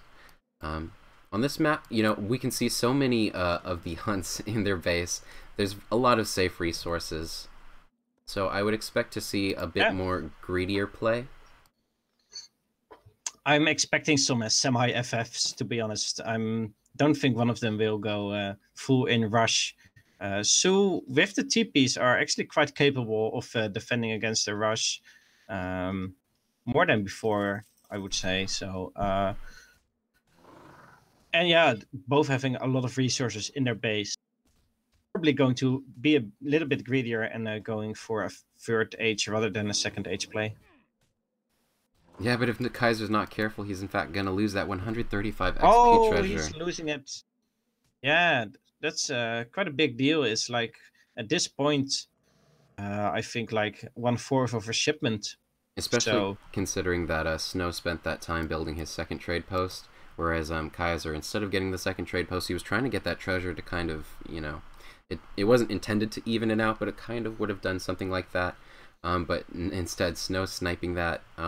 Kaiser does make off with 2 polar bears to, I think, I'm not sure, there were some wolves for Snow earlier, but I'm not sure if they died off attacking a treasure. But soon there should be some units popping out for both players. They're dead. Yeah, so both of them sending 5 villagers, but because Snow stole the treasure, he got out his third shipment a lot earlier, and it should be arriving any moment now, whereas Kaiser has to wait a little bit longer, I think, for his next shipment. So, yeah, there's 700 wood for Snow, and Kaiser will have to be a little bit later. Looks like the polar bear is going to go down. 5 bows out for both players. And with that, going to harass each other a little bit. Now that the polar bears are down, the armies are exactly equal. Snow does have a little bit more HP on this hero, but I'm not quite sure that's going to make the difference here. Rather, the wolf from Snow is actually doing some melee damage. But so far, this fight is very boring. It's exactly mirrored. It seems it's like very Snow, very slightly, fight. very slightly going to come ahead. But in terms of consequence, it's not that impactful. The biggest impact might be if Kaiser loses his Explorer here. That's definitely bigger. He's still got 60 HP. Okay, so this is actually getting more interesting now. Kaiser definitely won that first engagement, and now is up 2 bow riders, which is definitely more impactful. Kaiser does have a little bit of an economic bonus because he has got a lot more TPs up in his base, and also got a market upgrades are the same. Okay, both of them have 2 stables, I think. Let's see how many. So Snow only got one stable, so Kaiser should be able to get out more units with his 2 stables. On the other hand, Snow is still ahead in shipment sending time, so he's getting out his 700 gold and maybe next his 600 gold faster than Kaiser, which helps him pump out more units. Yeah, guarded by these TPs, boosting his HP, the HP of his bow riders. I think Kaiserklein's keen to sit in his base, but there was a bit of an engagement earlier. I didn't like it because Kaiser had his bow riders outmasked. However, still he was able to take out the explorer of the green Sioux player, Snow, and that's gonna definitely slow down Snow's bow rider mass and make him not want to commit to a fight under Kaiser's base, among other reasons. Yeah, Kaiser still got only 7 bow riders, but he does have his hero, which increases the speed from 6.75 to not quite sure. It still says 6.75 in the UI, but it should have been increased by I think 10%. So nice bonus for him. And now Kaiser definitely does have the advantage, sending 600. Not sending 600 coins, but sending cavalry hit points. Where Snow is aging up, so this is go time for Kaiser. And right now he can try to do some damage while he has the military advantage. So that's why Snow only has 1 stable and Kaiser has 2. Kaiser wanted to build more units in H2, and Snow wanted to go to the 3rd age. And yeah, I hope Kaiser can make all these bow riders worth it, since he's not going to be aging for a while. Yeah, especially having sent the cavalry hit points, you know, he has to make a move. Knowing that Snow is up in the fortress age, he's going to know that he's going to be able to get the veteran techs as well as a possible 9 Wakina shipment. He's choosing to siege down the war hut. I'm not sure if this is the correct play because there's only one villager in there. Instead, he's just taking a bit of extra damage from the war hut. Wakina's popping out. Bow riders don't have a lot of siege. Yeah, there are 9 Wakinas, and it's time to go for Kaiser. Yeah, it's still okay for Kaiser. You know, Wakina are very frail units, so still, with the DPS of these bow riders, they're going to be able to take them out quickly. But this engagement not going very well. Yeah, this engagement pretty much going even for Snow. Kaiser... Yeah, I'm not quite sure Kaiser really wanted to take that fight there. There were still... like 8 bow riders or maybe 10 bow riders for Snow on the field, and along with the 9 Wakinas, he was definitely able to do decent damage. New outpost coming up for Kaiser with 2 TPs right next to it, so that is maybe the next place he wants to defend or gather. Yeah, and Snow still has a 2nd trade post, whereas Kaiser does not, and that definitely will help Snow get out more military units in the 3rd age. Kaiser is now aging up, so he's aging up a little bit later. He's ahead in economic population. In terms of market upgrades, they are both equal. But now with this mass and his hero back, he might be able to do some decent damage before Kaiser can get out any 3rd age units. Yeah, additionally, the veteran upgrade coming in for Snow's bow riders, Kaiserklein just hitting up to the fortress age. Gonna have to wait at least 40 seconds for that shipment to come in, and I don't believe he has a shipment waiting. But now he does, so he's gonna be able to send something. We'll see what that is in 40 seconds. Yeah, and if you take a look at the military unit population right now, definitely Kaiser needs to get out some good shipments and some good mass, because otherwise he's going to get overrun. And there are the 3 dog soldiers from a shipment and a lot more bow riders trained from the stable. So now the military population is closer to being even, but still in favor of Snow. Snow doing a bit of prodding, gonna harass these villagers off of the resources, in fact off of that coin mine as well, maybe pick off 1 or 2. There's still some safe, or relatively safe at least, you know, there aren't any Sioux units over there, so he's not under pressure. There's some resources to the north, so he still has a place to gather. It's going to be a bit of walking time, but I think that's alright. And what's important is what shipment's going to come out for, oh, it was 9 Wakina that popped out of the TC, the home city shipment for Kaiserklein. That's going to even up the Wakina counts roughly, but even still, I think Kaiser's... He's got his bow rider upgrade right now. He's got the veteran status for them. But in terms of bow rider count, Kaiserklein a little bit ahead, but Snow does have those 3 dog soldiers, which might be able to clean up those Wakinas if Kaiser isn't careful.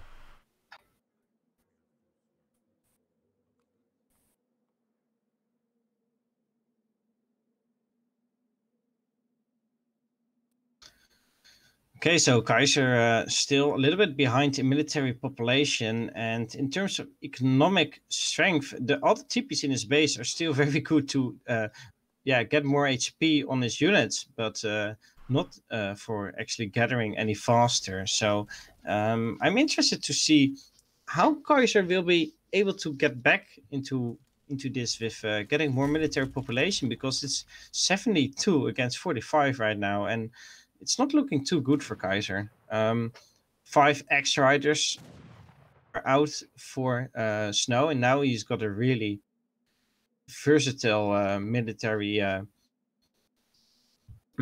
power with a lot of different units to counter whatever Kaiser has. And what do you think Kaiser should do at this point? I do think his options are kind of limited. Having aged up slower and not done a lot of damage in the colonial age, it's kind of awkward for Kaiser. You know, I feel like he can't play the waiting game because he's slightly down on economy, or at least he doesn't have map control, doesn't have access to all the resources of the map, and these resources up to the north are going to be depleting quite quickly.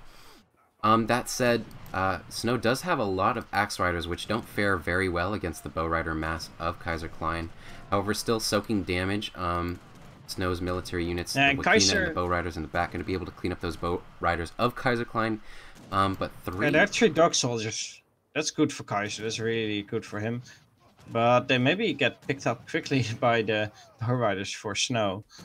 And the problem, Kaiser didn't really have any hand cavalry. He now does have 3 dog soldiers, but didn't have any axe riders, so he couldn't really deal with the Wakina super effectively. And he still did decent though. With the units he had, Kaiser definitely made good use of it. But now that 4 more axe riders is out for Snow, it's going to be hard for Kaiser to defend. He's even fighting with his villagers right now, but also losing some of those in the process. Yeah, still a very, very even engagement, but with these remaining 3 bow riders, he might lose them before he's able to take down all of the axe riders. Additionally, bringing some of the villagers in to try to punch these axe riders down, but all of the bow riders dead now. Losing a bunch of villagers, but taking down all of the axe riders. Still down in terms of Wakina count, but 5 axe rider shipment going to come out. Probably going to be able to clean up. Probably going to be able to clean up. Except that 4 more axe riders are now coming out. And those are actually going to be elite axe riders. While Kaiserklein does have the HP upgrade for cavalry, he doesn't have the veteran tech for his own axe riders, but he does have 5 veteran bow riders, which are going to swing it in his favor yet again. But 2 dog soldiers. Yeah, but there are 2 dog soldiers, yeah. It's just a constant stream of shipments back and and units back and forth. popping out into this fight. Yeah, exactly. But in the end, I think Snow does have the advantage. He's still ahead in shipment count, and terms of economic population, he's now also ahead. And Kaiser, also admitting that it's not going so well for him right now. And I'm not quite sure what Kaiser can do here to get back into it. Has to migrate all his villagers right now to a next hunt. And there is the GG. Kaiserklein has resigned. And it's now 3-1. Is it a best of 7? Or... Yes, it'll be a best of 7, so Snow is on match point. Should he win one more game, he will win the entire series and take down Kaiserklein. But if we can look at the graphs real quick. Kaiserklein actually had the most resources gathered there, but I think kind of a product of his build order. You know, he went for the second stable and got out that batch of 10 bow riders and had a massive military advantage going up to the fortress age around the 8 to 10 minute mark. But he didn't make the most of that. Instead of going into Snow's base or harassing his villagers, penning them up, kind of causing havoc there, instead he just kind of sieged down a war hat halfway in front of Snow's base, and that didn't really accomplish much. Instead, Snow was able to kind of get the engagement, get a bit of damage with that war hut, pop out the 9 Wakina, and get an engagement that went in the favor of him. You know, I was going to say at parity, but really, Kaiserklein with the ineffective build order, being slow to fortress age, being down in military population in early fortress, and when it came to the deciding engagement, he was also down in military population, he was down in upgrades. A lot of things that kind of should Kaiser have been able to pressure a little bit better in colonial age, I felt like would have alleviated it a little bit. Yeah, very awkward. Yeah, maybe the semi-FF for Snow was just a little bit better in this matchup. Not building a second stable, but using his 600 coin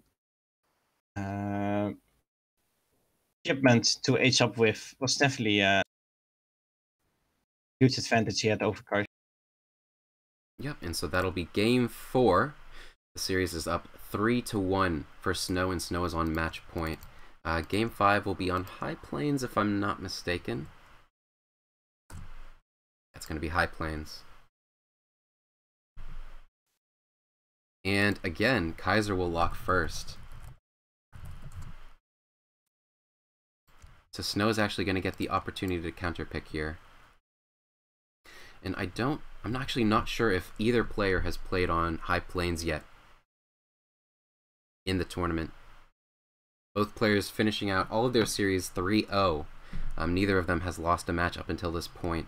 So this is a series, High Plains usually being map 5, never going that long. But Kaiser going to lock Ottoman first. And this is kind of an expected pick, Ottoman being one of Kaiser's flex civs on EP version 5. He's brought it out in tournaments previous.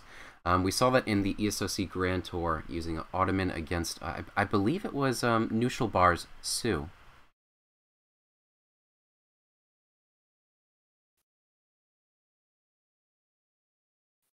Yeah, so you know the history of those definitely very well, better than me. I'm not quite sure what they played before on this map and how it works.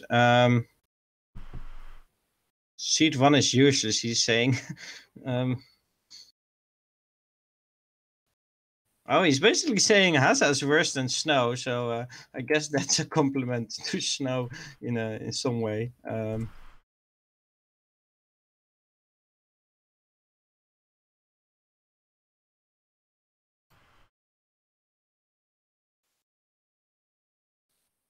Admitting that he isn't totally in shape. Yeah.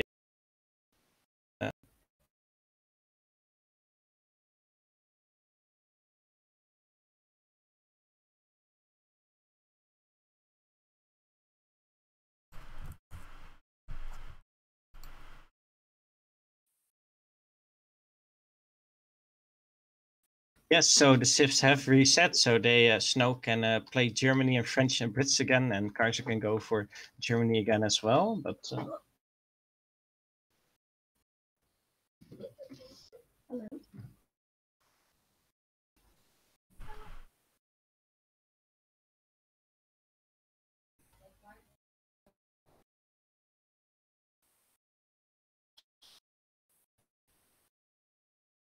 He's now actually going to go for Portuguese, which I don't believe is one of his main civilizations. I actually expected him to take Germany or French here. But Portuguese, in fact, the Portuguese versus Ottoman is actually a very common matchup that we've seen on High Plains in the tournament. Both civilizations like to go with advanced trading post and, take control of the trade line early on in the match. And I think that's, again, what we're going to see here. On this map with 5 trading posts, definitely a very good choice to try to go for advanced trading post. So, okay, ladies and gentlemen, going to click into this next game here, the 5th game in the series of Kaiserklein versus Snow. We're playing on the map High Plains. We're going to see Ottoman versus Portuguese, and yeah. Yeah, this will be Snow's counterpick civilization. So Kaiserklein had to lock his civilization as Ottoman first, and then Snow got the opportunity to counterpick, and that was what he chose. Portuguese locking into Ottoman. Again, like you said, on High Plains, a very high trade post or map. A lot of players liking to get this established control around the trade line, get stagecoach, and use that as an economic supplement, and it's very impactful. You can see both of these civilizations are very intent on getting control of that early on, so I'm interested to see, you know, how that kind of translates into the dynamics of how they play out the colonial age, as well as the lead up to the fortress age. Yeah, okay. Let's take a look at the hunts here and the mines. You take it over for 30 seconds. I will quickly, right there, be back to you. Absolutely. So looking for both players, both of them get a very healthy hunt, big hunt of bison, and they're very accessible. And then you can also see a deer hunt for both players, and that'll establish 2 safe hunts for both of the players. Excuse me. In terms of extending further beyond that, there's a 4th hunt here. It's not too impactful, and another deer one for Portuguese player. Of course, Snow playing as the Portuguese, spawning in the south of the map. Kaiserklein going to be playing in blue. He's the Ottoman. And I just want to take a look at the map I'm a little back. bit more. Looks like Welcome back. looks like a nice start for Kaiser here with getting a trade post and a good wood treasure. Yep, and looking at the coin, they're a bit spread out for the Portuguese player, but I think that's okay. You can see Kaiser can kind of consolidate his position to in between this position and get 2 safe gold mines, but I don't think that's kind of relevant for Ottoman, as they don't really do like they don't establish control with like town centers or additional economic positions out on the map. No, they're just less units. Yeah, Portuguese on the other hand, he can build like a TC, his 3rd TC over here, and establish some good control over there, and kind of extend it between his TC over here and his base. You know, I think that's all right. So while they're a bit split up, it's like what is it? A 7-10 split in bowling? Is that what they call it? When the pins are just like so far apart as they can possibly be. It feels like that's kind of how it is for the Portuguese player here, but for the reasons I mentioned earlier, I think it's all right, and the hunts are looking great.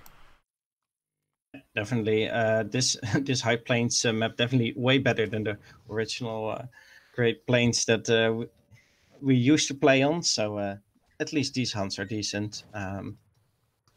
Nice pickup for Snow here, getting a free villager early on. So that's really good for him. Of course, Kaiser does have a trade post and the 95 wood treasure and some smaller coin treasures. So Kaiser should definitely be happy with his first age as well.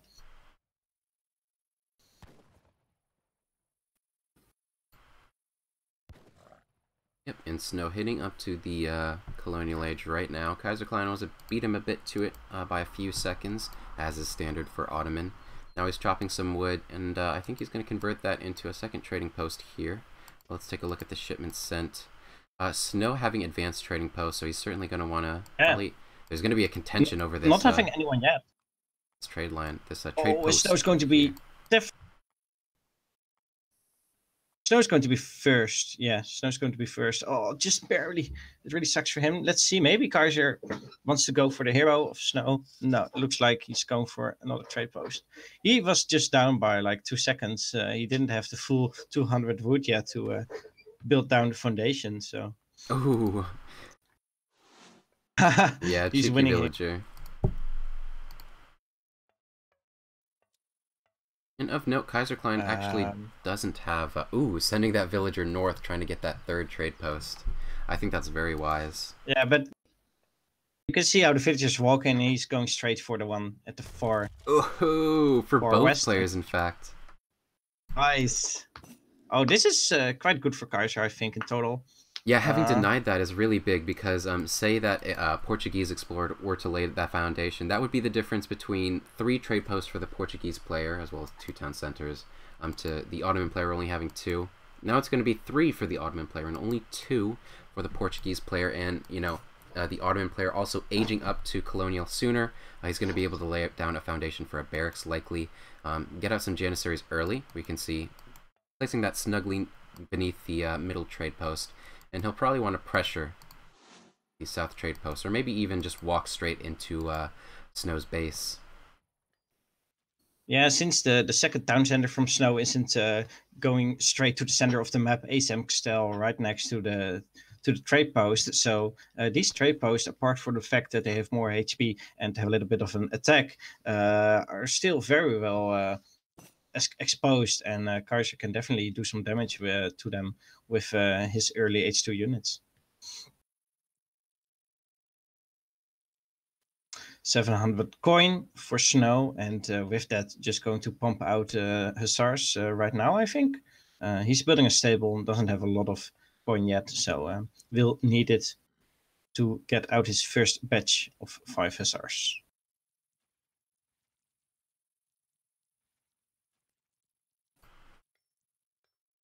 On the other hand, 700 coin coming out for Kaiserklein as well. Yeah, 700 coin, and he is going to use it. Let's see. If there's no artillery foundry coming up, it's going to be for H-up. I would certainly expect the same. It seems like he's building a stable. This hero did scout now the barracks out, so weird word phrasing, but he scouted the barracks, so he knows some H2 aggression is coming. So that's a good scouting pattern for snow. A stable coming for Kaiser, so that's where the 700 gold is going to be used for as well.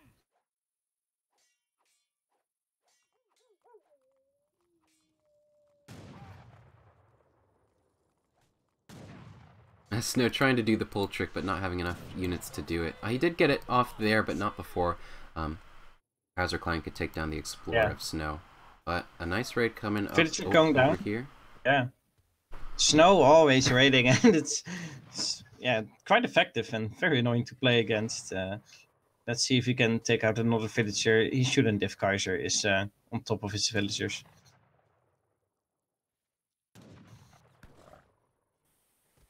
Good for Snow. Perhaps going to use it for an H-up. He's getting up a lot of resources, and soon will have enough to go H-up. Yeah, nicely done for and Snow. He's Kaiserklein. Yep, as you're saying. Yeah, Kaiserklein actually doing the exact same thing, sending 700 foot as well, and presumably for an H-up. Yep, he's got. I'm not entirely sure because he does have Janissaries and Hussars in queue as well. He did stack up with exactly 1,000 coins, so it would have been a nice opportunity. He would have been a bit slower than Snow in aging up, but it would have been all right. He had exactly the coin he needed, just needed to gather some food. But instead, he's just going to double down on this colonial play, going to take down one of the trade posts for Snow, and then I think he would try to make some forward advancement into Snow's base, realizing that an age up to fortress is probably imminent for the Portuguese player. Yeah, definitely getting a nice pick here, getting the trade post down right before the stagecoach card passes, so denying that XP for Snow. And now catching these hussars here off guard in the wrong position, and that's a good pickup for Kaiser. I don't mean to interrupt you, but yeah, this can be huge. If the Janissaries see that foundation, Townsend is going to go down. Yeah, now it's down. Maybe in one blow. Yeah, doing very nice on both fronts for Kaiserklein. Catching that raid. Minutemen out for Snow, but yeah. These Minutemen don't matter anymore. Just wasted 300 resources, I think. The town center is already out, and now yeah, no more third town center for Snow. So a little bit harder to boom from that and to secure resources. On the other hand, he still's got a second town center. Still's got some market upgrades and good villager population, so it's not like his eco is totally ruined, but definitely not as strong as it could have been. Yeah, and instead of doubling down on the colonial age pressure, like I kind of said earlier, I think this is a wise decision. Kaiser's actually distributing to age up himself. He sniped the town center of Snow. He caught a big raid. He killed all of the Hussars, and I think it was a really good decision for Kaiser to extend his play into the colonial a little bit longer, but then go up. It also net him another trade post. It destroyed one of Snow's. He got a lot of damage done by this this decision to stay in colonial for a little bit longer, and now he's going to be safely up to age 3. And it's looking he made good. really good use of his staying in a colonial age, and Yeah, he's now following up, but just in a much stronger position. He's getting 2 shipments. He's got them stacked up. And yeah, he's now getting pushed back a little. Of course, Goons and Cassadors are out, some third age units. So maybe we'll lose a trade push as well. But when those shipments get running out, maybe it's going to be Falconets, and I think Falconets and 8 Janissaries if there are no resources coming out. But then he's definitely in a good position, and Snow will have to make something happen here. Of course, as time goes on, Snow will have a much better eco just because he's forced against Ottoman. But for now, Kaiser looking in shape. Yeah, precisely as you said. I'd expect that first shipment from Kaiser to be the 2 Falconets. He's going to need that to defend against this Cassador mass from Snow. You know, these Janissaries, while they're strong units and they're going to get even tankier once they have the veteran upgrade, they're just not going to be able to get in range of the Cassadors and deal damage to them. So, yep, the 2 Falconets coming out here, and that's going to establish a nice defensive position oriented between this cliff and the barracks for Kaiserklein. Going to save that trade post even? Wow, yeah, it's going to save that. Yeah, nice. With 300 HP, and now indeed veteran Janissaries and Falconets are out, and got a decent military composition here. 1000 coin is next for Snow. With that just adding to his mass probably. He has a lot of villagers on food and will use the gold to pump out units from his stable and his barracks. He may need a second stable or barracks soon if his eco keeps growing. And yeah, Kaiser is probably going to try to make good use of its 2 Falconets he has right now.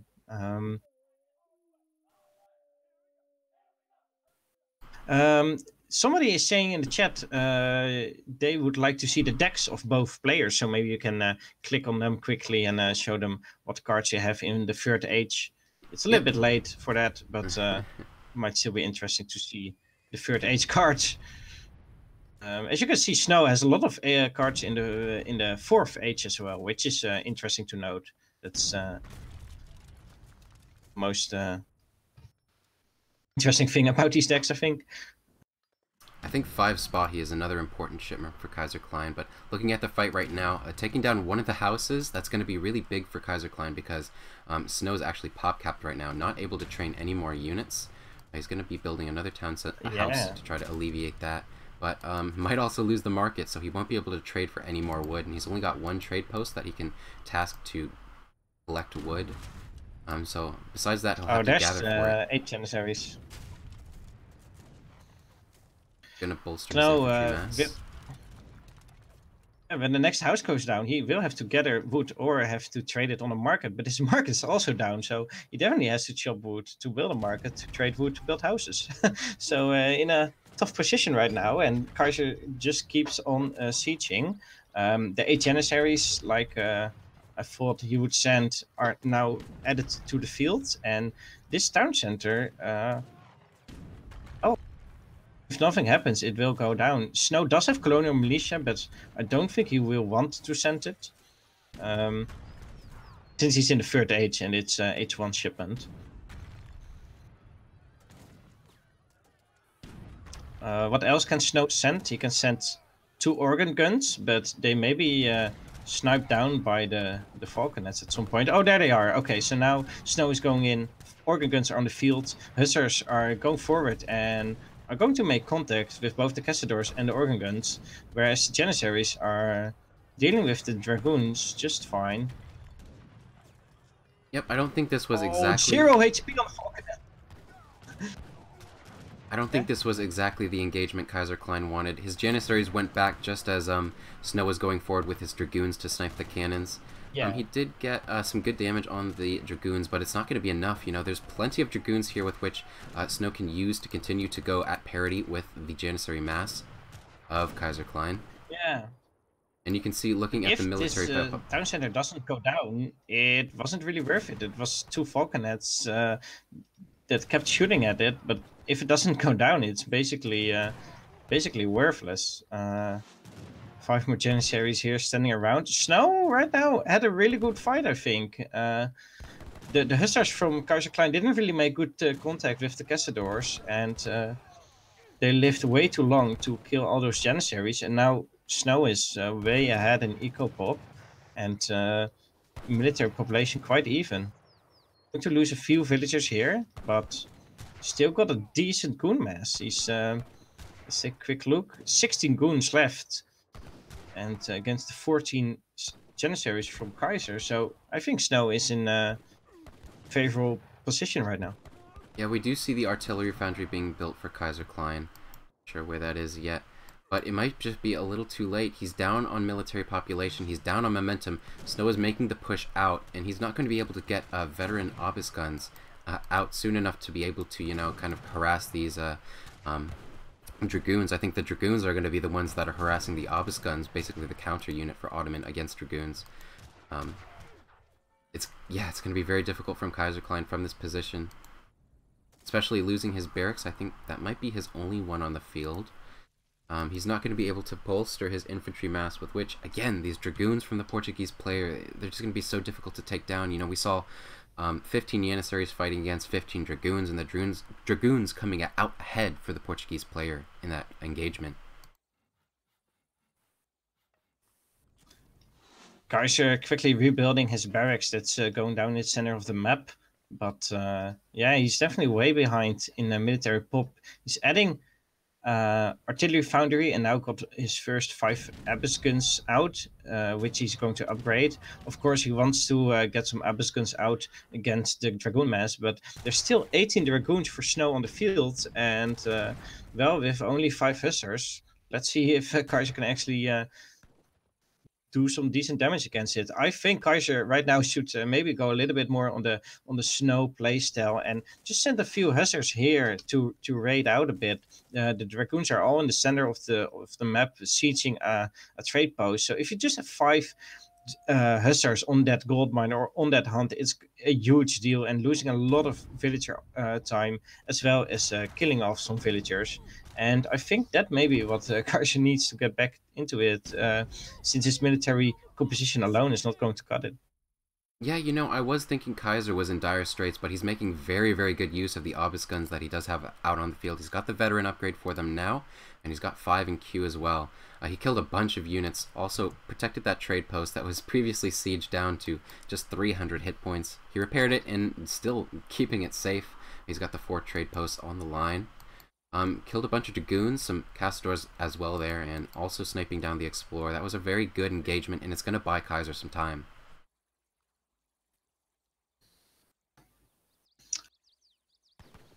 And now Snow is going out on the field to try to raid some units, and Kaiser with his slow moving units is just always a little bit too late to respond, and always will have to lose a few villagers. So it's a bit of a shame.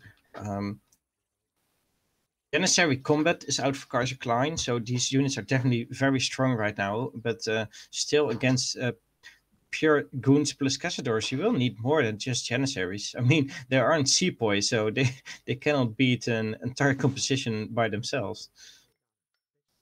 Oh, interesting. Minutemen coming out, and that's really good.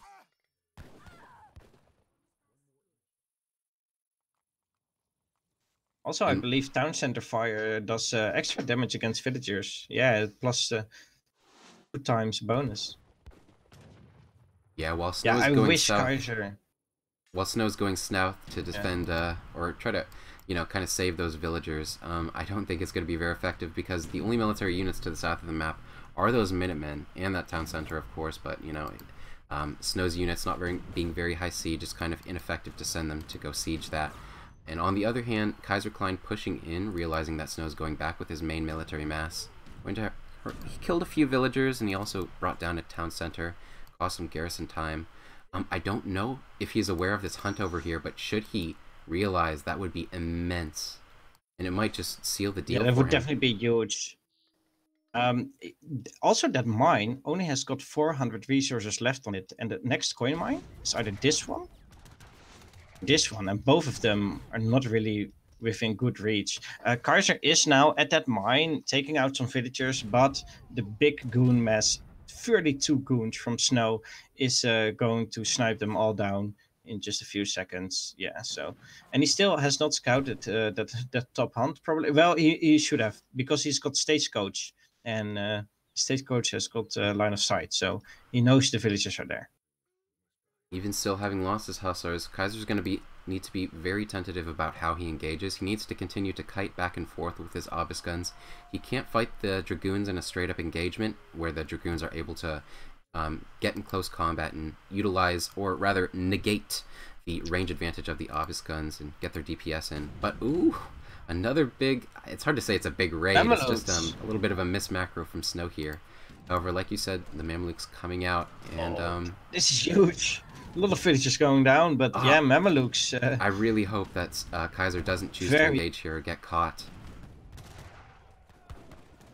He kind of has to. Those Mamelukes are slowing down his entire army, and he will have to deal with them one way or another. Snow taking the mine on Kaiser's side of the map. Quite funny. Yeah, Kaiser getting a decent fight here, but the sheer mass of goons and custodians is too much for a few Janissaries to deal with. But there are all the Mamelukes down. Not very many Janissaries, but still these obs guns putting in so much work. Snow using the villagers to sponge. In fact, if we look at the economies, having lost so many of those villagers in that fight, they're actually about even. In fact, Kaiserklein probably even ahead with these trade posts. And he's still in an absolutely okay position with these obus guns continuing to kite back and forth, destroying. Military population is just devastating for Kaiser, though. I mean, it's 93 to 46, and I think at 93 there are no Minutemen counted, so this mess is something he may never be able to deal with. He will need a lot more units out to deal with it. He does have a lot of resources stacked up, 1500 coin, so maybe something like Mamelukes is coming, or just a lot of Janissaries. I mean, Abiskins are. Yeah, Kaiser needs to be very careful. There are a lot of low HP dragoons, and once he has the shipment in, I think Kaiserklein's going to choose to sink that 1000 or that additional wood that he has, coin, into the obus guns. But now getting pinned in the back of the map. Snow not pushing that really with his dragoons, but the Castador is still doing a very fine job of taking down the obus guns. Yeah, I think the dragoons for Snow. I was going to say goon. I think the goons for Snow are never going to go down at this point.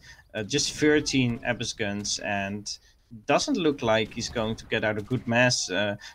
Snow is right on top of his military production facilities, his artillery foundry and 2 barracks, and everything that pops out is going to get immediately killed. And I think there's not a lot Kaiser can really do at this point. I think it's going to be extremely hard for him to come back into this game.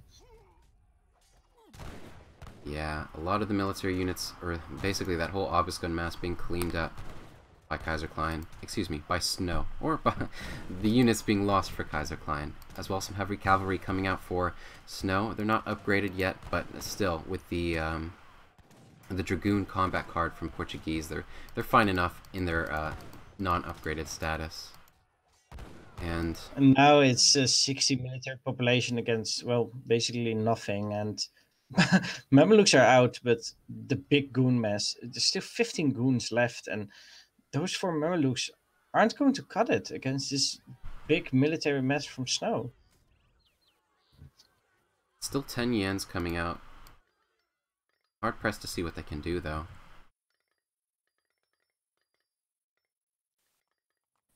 Yeah, 4 Abiskons out, 10 Janissaries out, and 4 Mamelukes, but against 20 Dragoons. And look at that, Snow has still got almost 2k coins stacked up. He's got a lot of potential to pump out more units.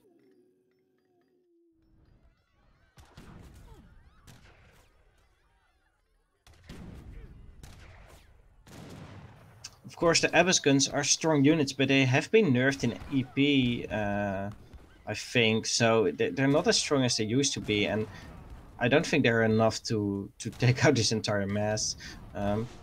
Some units for Snow trying to raid a little bit, but not at the right position to do that. So Snow's army is split off, so Kaiser is getting a decent fight the north. Yeah, taking down so many of those dragoons, they're exactly what he needs. But Snow taking out a lot of villagers right next to this town center, and of course Kaiser isn't really paying attention to it. He's focusing on the fight he's having, and yeah, this is really tough. This town center doing decent damage against the villagers. Of course, the town center does have a 2x bonus against villagers, so Kaiser actually winning the fight in the north, but I'm not quite sure. His eco is. Oh, his eco may be decent. Maybe I was too early with calling this. Let's see what these villagers are going to do. Whether they die or not is going to be a huge deal. Snow does have 2 mills already in his base, so he's establishing infrastructure for the late game. If this is going down, that is definitely huge. Those Abyssins do no damage against villagers, by the way. It's actually trash. This game is Janissaries and certainly not over yet. Yeah. I mean, look at the military population, and you can see Snow actually has almost 2,000 coins stacked in his coffers. He's not going to be able to convert those into units right away, and if you take a look at the scores, that 2,000 coin is basically 2,000 inflated score. Kaiserklein is actually very far ahead. Yeah. I thought, actually, that it would be over because the fight in the north went so poorly for Kaiser and he was down to 0. But then Snow went to the south of the map and Kaiser kept pumping out Janissaries. And whereas the Abyssins are maybe not as good as they used to be, the Janissaries are definitely still very strong with a card on them and veteran. They were able to push back. He's now pumping out a trading post, probably going to ship Bison so he can safely gather more resources. But he still got plenty of dares here left. Got 2k coin in this coin mine left. And, well, basically Kaiser has got enough resources to last another 5 to 10 minutes, where Snow, yeah, he will have to gather just in his base. He's on 3 mills right now, so getting a decent amount of food out for unit production, but on the other hand, maybe not fast enough. And when this big military mass from Kaiserklein gets into Snow's base, maybe tough to deal with.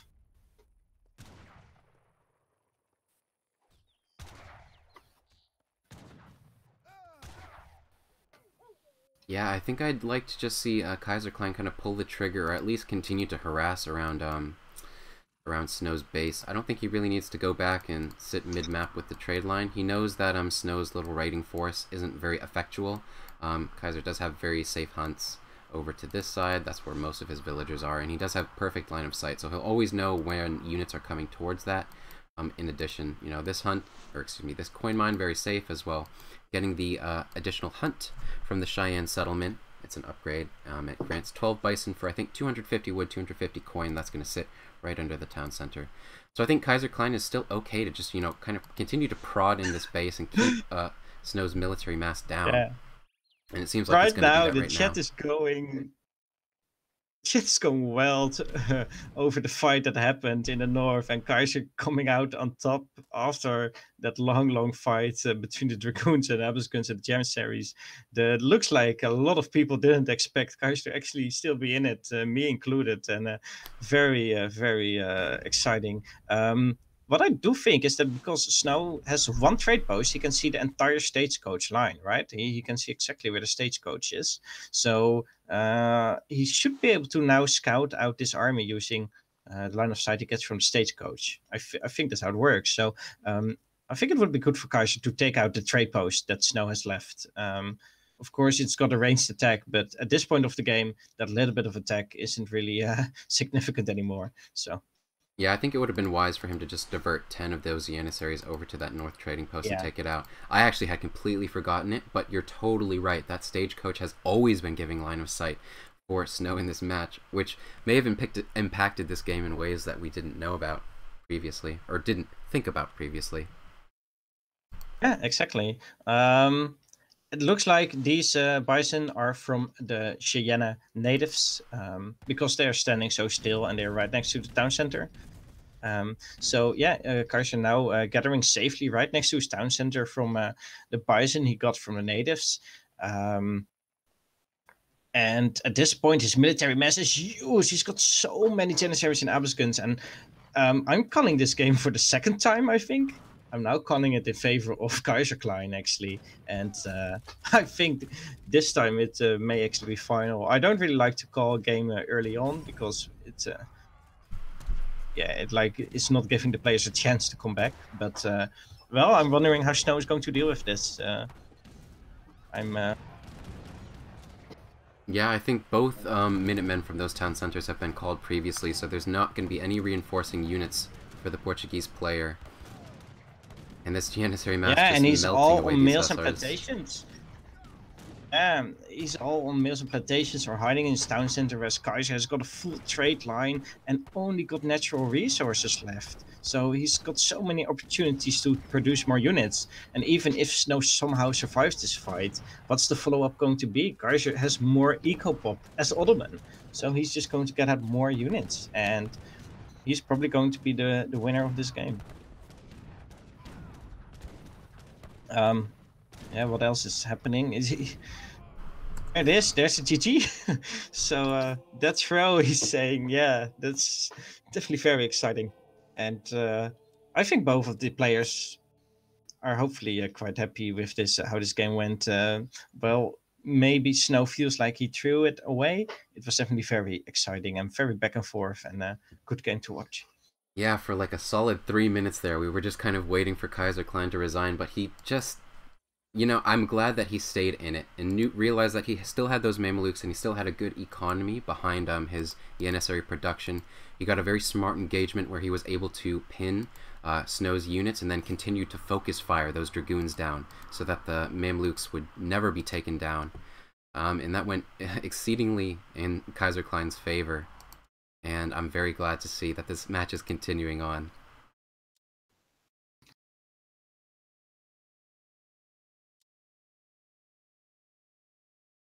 Yeah, definitely. I'm already out of the lobby because I think both these players also want to not waste too much time lurking around. Of course, it's getting dinner time for them as well, I think.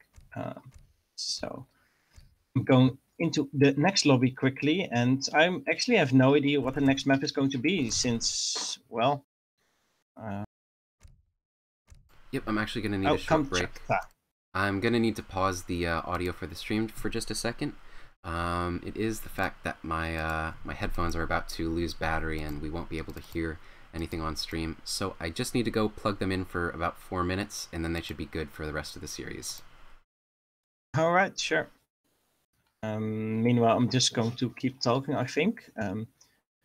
One of the things I want to talk about is how do you need 4 minutes to plug in your headphones? But if he needs that, then we will have to give him that time.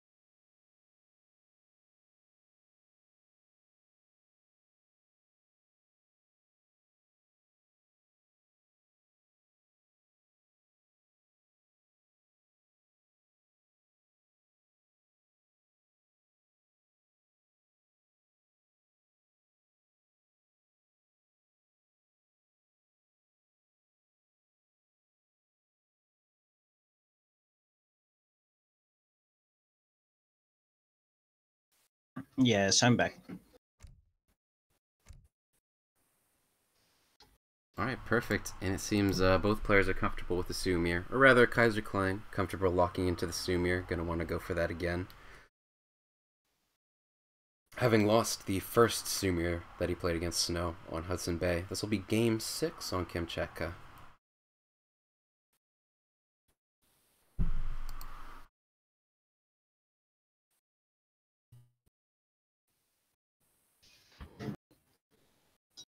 Alright, we're ready whenever you are. Yes, I was just putting some toast in my mouth very quickly. And ladies and gentlemen, welcome back to game number 6 in this best of 7 series between Kaiserklein and Snow. Another Sioux mirror. We have seen one before on Hudson Bay. There, Snow won with a semi-FF. And, well, let's see what both players are going to do here. I think Kaiser might learn from his mistakes in the first game, and should he choose to go for another extended colonial play, I think he'll be a bit more aggressive with it, or he may just not opt for that line of play at all, and he may just you know, opt for the same build or the order that Snow went, where he just made about 10 axe riders, but 10 bow riders in the colonial age, and kind of played it aggressive. Yes. He got a better engagement, which kind of put Kaiser on the back foot for a minute there. But yeah, I think Kaiser will be a bit more polished in this one than he was in the first. All right, and let's see. We have another contention about goats again. So that is something that's happening. 80 coin getting picked up by Snow. Kaiser won't be in time to contest it. Yeah, what else is happening? A TP is up for Kaiser, which is really good. Let's see, how did he build it? Yeah, he gathered a treasure for 50 wood, so exactly enough to build 1 TP, which is pretty good. It's like a 5% increase in gather rate, I think. So getting that as a treasure is actually quite huge.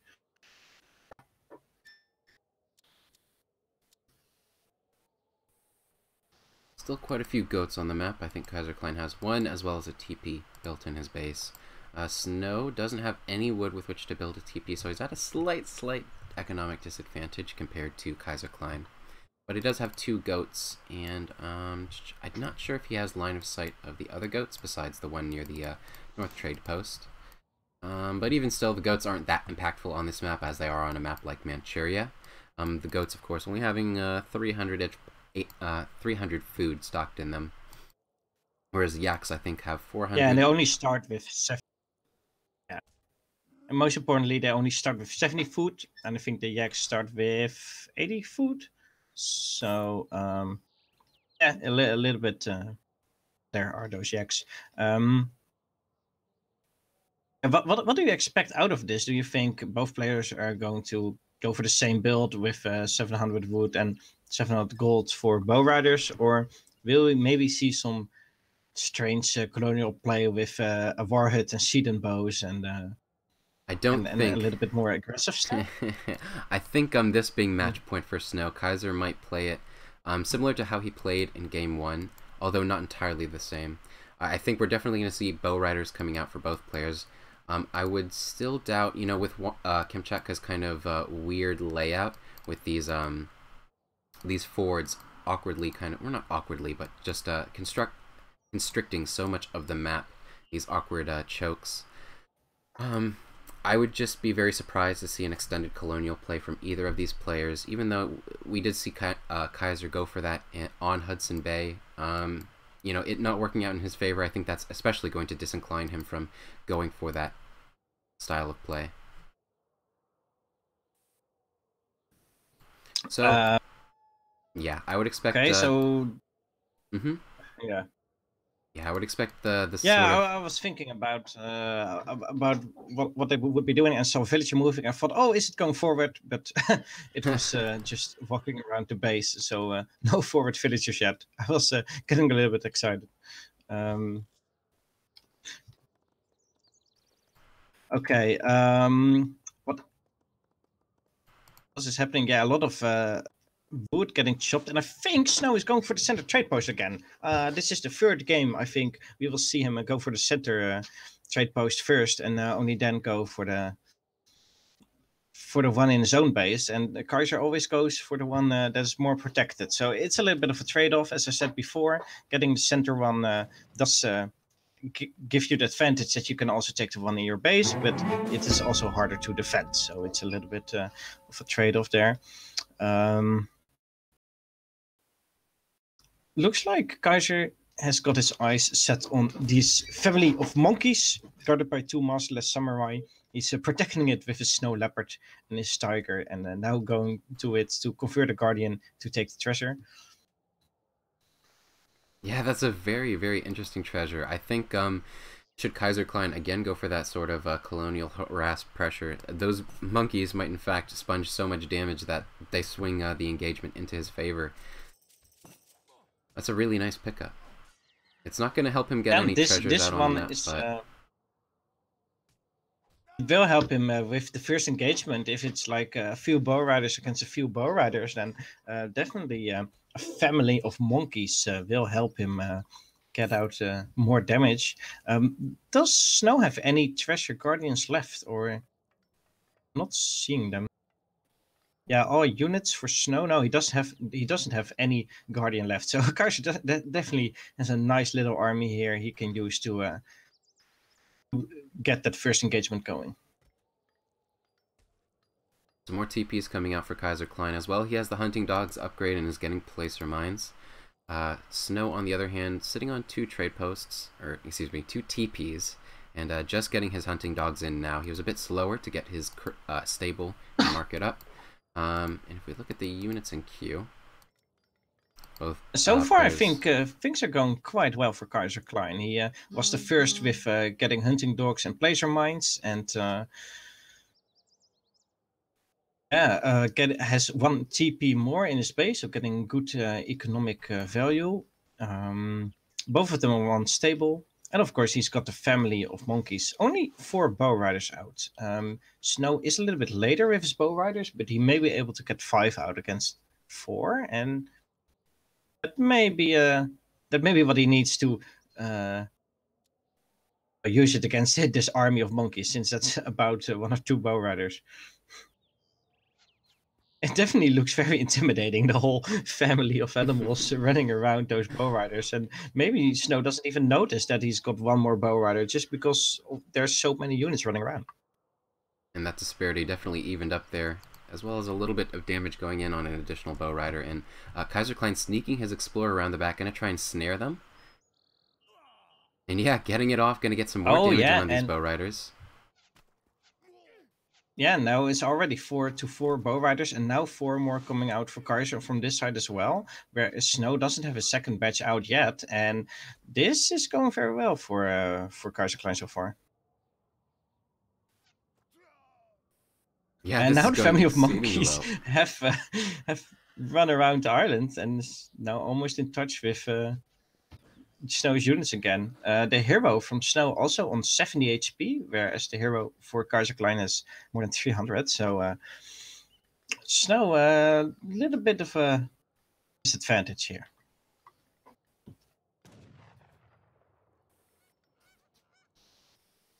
Yep, and in fact, 2 vills going forward, like you said, going to lay down the foundation for a forward war hut and establish some control around that hunt, as well as that mine. And in fact, even give him some line of sight of that trading post is for Snow. But I think the line of sight of the trading post is probably more influential to Snow than it is for Kaiserklein.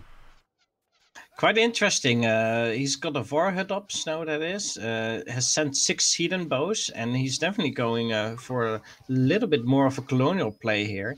Whereas Kaiserklein is now engaging with his bow riders, and in his base doesn't have a war hut or anything. He's just got way more TPs and getting a nice eco boost. Setting up a war hut in the center of the map, but instead of 6 heathen bows, he sent 700 coins. So this is basically where the 2 players are differentiating in their build order, and I think Kaiser is definitely more set up for a longer game. A war hut in the center, yeah, it's a little bit harder to break. So he can take out the trade post in the center nicely, getting up some TPs near the warhead. It's got a good eco, and he didn't waste a shipment on units. He used it for 700 coin, which definitely helps him get out a lot more bow riders. Kaiserklein, oh, just as you say that, I thought he was aging up, and in fact, he's queued up to the age, Fortress age now. Yes. In that family of monkeys that we saw earlier, was basically able to take down a full shipment from Snow. It killed 4 of the 6 Seton bows that he got with that shipment. I was a bit surprised to see Kaiserklein go back in that situation. I thought he was quite a bit ahead, and he could have continued to engage there and probably clean up the entirety of Snow's military mass. But you know what? With the map control at mid, he's perfectly content to just go back and establish himself in a safe position, aging up to Fortress, getting the big jump on Snow.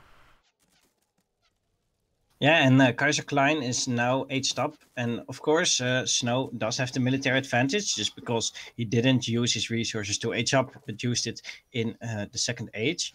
But yeah, as we saw in previous mirrors and the Sioux mirrors specifically, being in the third age does mean he can send powerful shipments like 9 Vakina rifles and the 5 X-Riders and the 3 Dog Soldiers, whereas, well, all that Snow is pumping out right now is more Seton bows and bow riders. So it's Snow definitely has to make something happen here before Kaiser starts pushing out those big shipments. So I think once that shipment comes in for Kaiserklein, there are the 9 Wakina.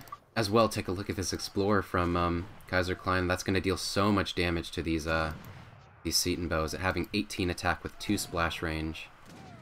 Oh, that's actually pretty influential. It's nothing I noticed really that it was attacking. It's also soaking up a lot of damage.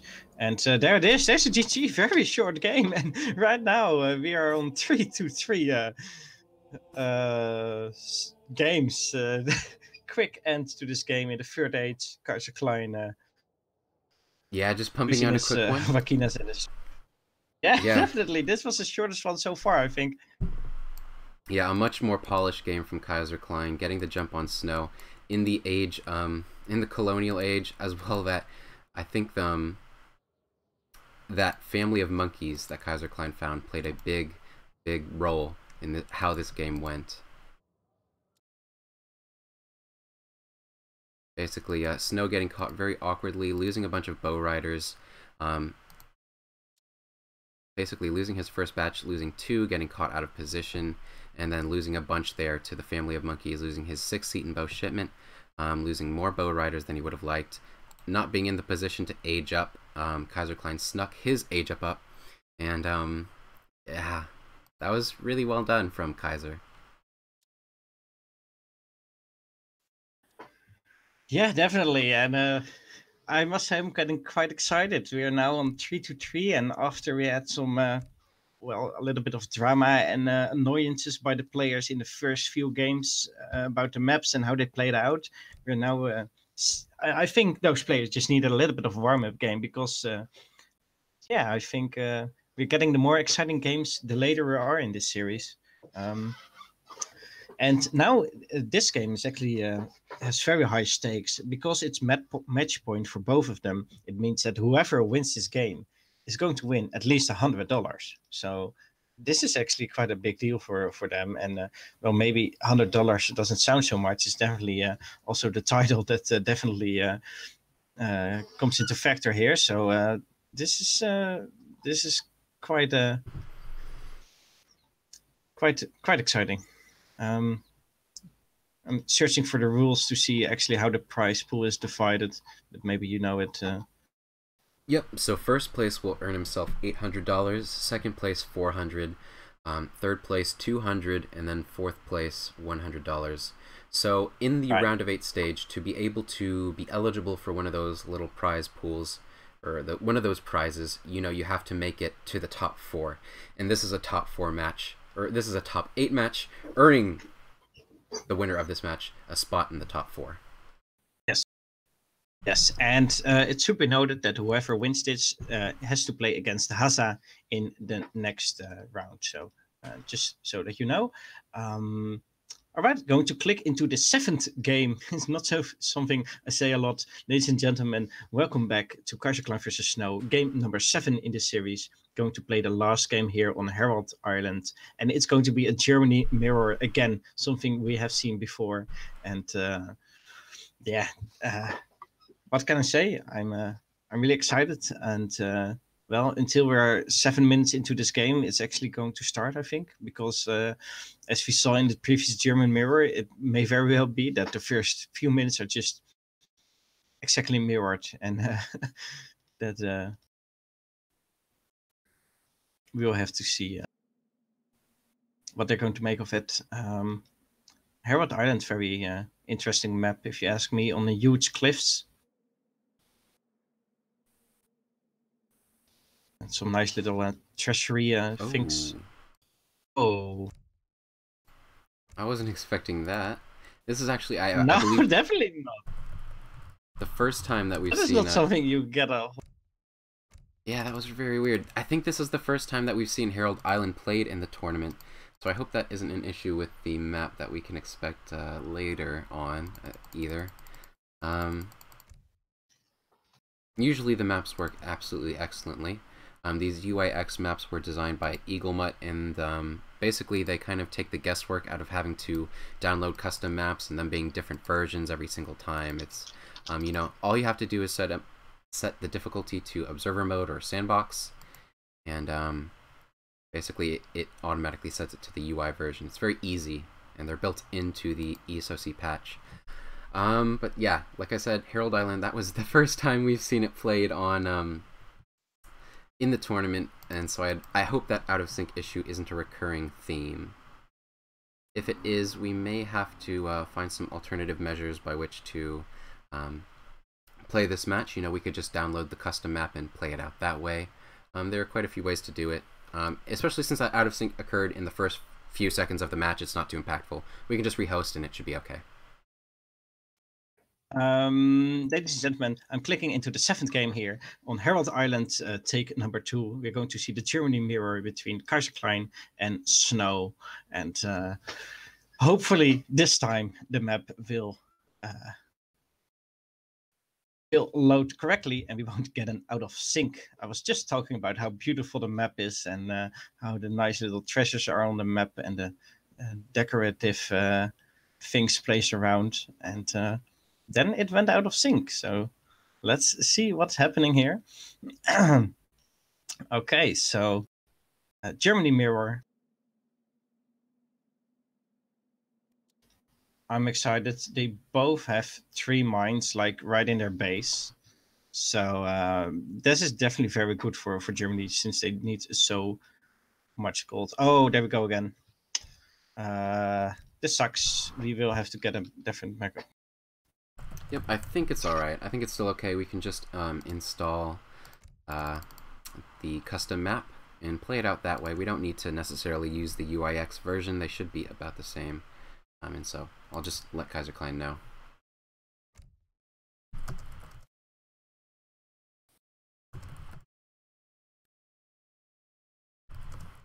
Definitely surprised by this. Not something happens a lot.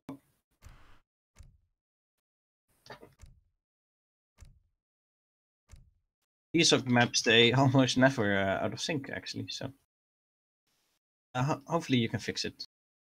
It seems like Snow has it himself, so we might just, yeah, there we go, just joining his lobby.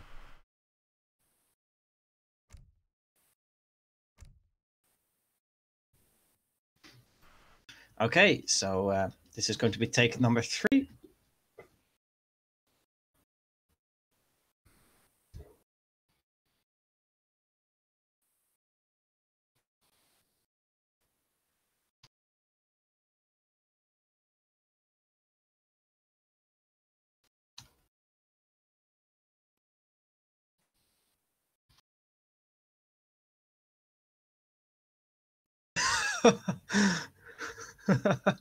The chat is going wild. I was asking everyone to facepalm in the chat when it went out of sync, but now everyone is saying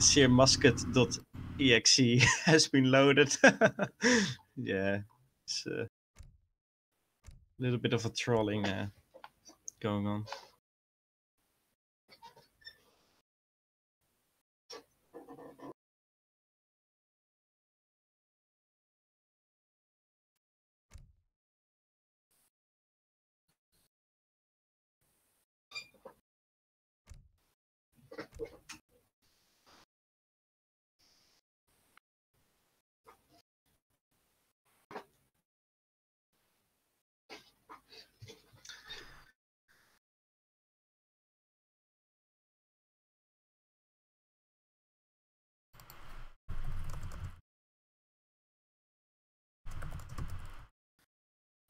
It seems like we need to restart the game, so...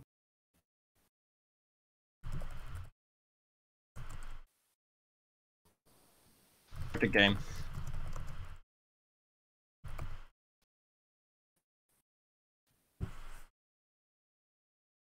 Are you still here? Yeah, I'm still here. I'm just communicating it to Kaiserklein and Snow. Okay, yeah.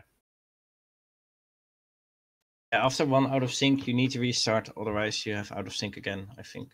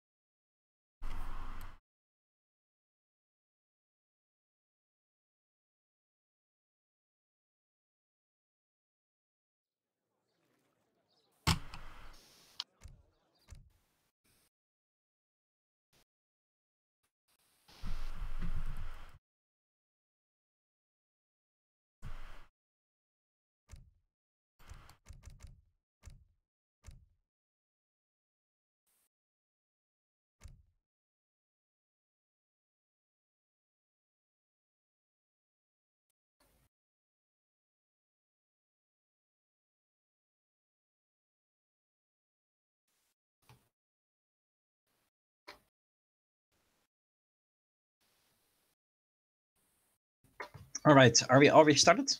Yep, It looks like good. we're hosting. Looks like we're hosting UI 2.2b. I'm not sure if there's a big difference. As long as the UI is working and there's no out of sync error, we should be good. The map might be a bit different. I'm not entirely sure if it spawns any different, like the hunts are just repositioned on this version of the map. But it's the concept of Herald Island, and I think that's all right. All right. Well, you heard it from an ESOC admin, ladies and gentlemen, and we're now clicking into the 7th game, take number 3 on Herald Island. This is the 7th game of the best of 7 series between Kaiserklein and Snow. We're seeing a Germany mirror here. And let's hope that it doesn't go out of sync. Has everyone restarted? Are you sure? Because when I came back, the lobby was already up, so... It didn't seem like the players wanted to, so we'll just give it one more shot. This should be good because it's not the UIX version, which was the one that was causing the issue, so may or may not be the problem. Still, but you still need to restart, I believe. You can see the lighting is much different. Looks like... Yeah, definitely. It's easier on the eyes, I think, so I kind of like it. We have passed the 15 seconds mark, so I think we should be good to go now. And we're seeing this Germany mirror here. Both players picking up the small treasures around their town center, not really too influential yet. Oh, a little bit of a lag spike, and I was afraid it would go out of sync, but it didn't. All right, Kaiserklein needs a second. Let's see what he's going to use that second for. Is he going to micro a treasure? No, there's nothing there. Yes. Well, Snow, click the unpause button. I'm not going to do it for you. Okay, Snow picking up an 40 food treasure. Kaiserklein scouting to the south. 2 bears here on a hill. Looks funny. 160 XP. That's big. The rest of the treasures aren't really that big. Most of them are very small resource treasures. Only this 180 foot is decent. But taking a look at the resources, it seems about even for both players. Both get 3 silver mines, or tin mines I should say. They have 1500 coin in them, and they're very close to the base. So we can actually see, yep, there's the 3 for Kaiserklein as well. And they get 2 hunts under their base, or starting there, and then 1 that's easily extendable for. And you'll see that right here, and right here. By the way, what should be noted is Kaiser started with a 40 wood treasure, and because of that, he's got a market up with hunting dogs, and Snow doesn't. This will probably mean Snow is aging up a little bit earlier. He has more food now, but in the long run, Kaiser will definitely gather food faster, and will have more food then.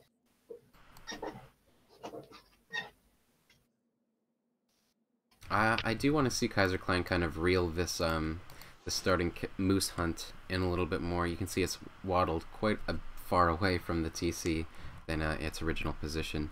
But that said, I don't think he'll do that before he's at least clicked up to the colonial age, because, you know, like you said, he went with the hunting dogs early, and that, well, precisely why you said, he's going to be a bit down on food. At least in terms of age up time, and so he won't really want to send the villager to the north of the map or to the east of the map, excuse me, to the west of the map to hunt this moose, and by product of that waste the villager seconds effectively, when he needs to get up to the colonial age as soon as possible. Yeah, maybe Kaiser actually wants to hurt this hunt at this point, but yeah, not sure. Kaiser not getting the 160 HP, he's not really happy with that, of course, and also losing his hero here to the Explorer of Snow, so that's definitely a disadvantage for him.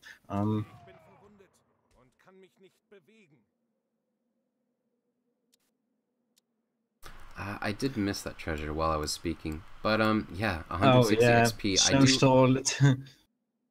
Precisely. It was a bit risky to go for that. You know. Score. Way. Yeah. Exactly. Thank you.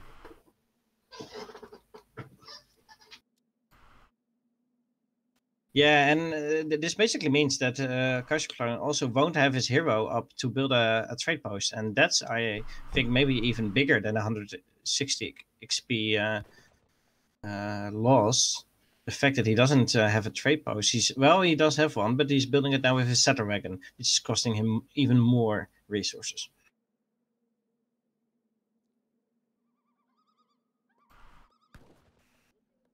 We're actually going to see a forward settler wagon coming out for Kaiserklein. I think what that's probably going to do is build a forward barracks. I wonder if that's going to be tasked to producing pikemen or doppelsodners. I would expect dops, because pikes, you know, while they can be an interesting and engaging unit in a German mirror, you know, they can be used to, you know, kind of save your villagers. You can park them on top of a hunt and defend against a 2 Yulin raid. In addition, they do really well in just straight up head-on-head Yulin engagements.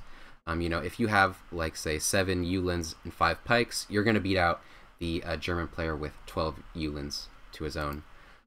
Yep, we do see the forward barracks, but I wouldn't expect pikemen from a forward barracks start. I might from a defensive barracks, but I think what we're going to see is an aggressive Doppelsodner build order come out for Kaiserklein. Yeah, maybe Kaiser wants to make up for the fact that he lost that 160 XP treasure, now losing 150 food. Maybe he's going to try to do some different strategy here, but getting scouted out very early on, even before the first units are out, and that's quite a big deal. It means that Snow knows exactly what to expect and can prepare well for it. Both of them getting out 3 settler wagons and 2 Yulan. Snow does have the barracks as well, but I'm not quite sure if he has the same plans with it as Kaiserklein has.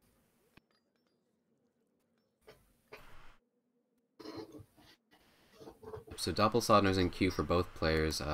Kaiserklein sending the 3 settler wagons first. He's already got 4 Dops in queue, so he may or may not. Yep, it looks like a 4 Doppelsodner batch. Not going to hit that 5, but it should be okay.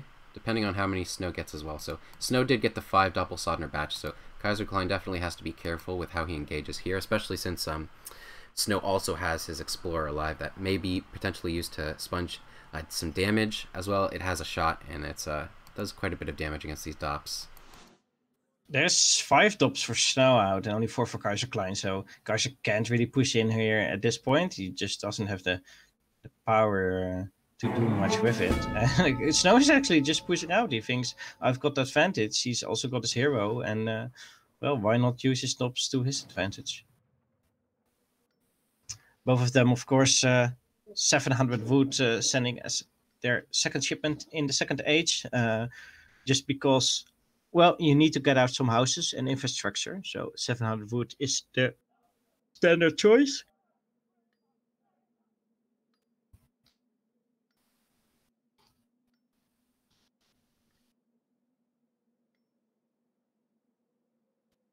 More doubles out for Snow now, total of 9, I believe. Yes, against 8 for Kaiser. So, yeah, still a small advantage for Snow in military unit population.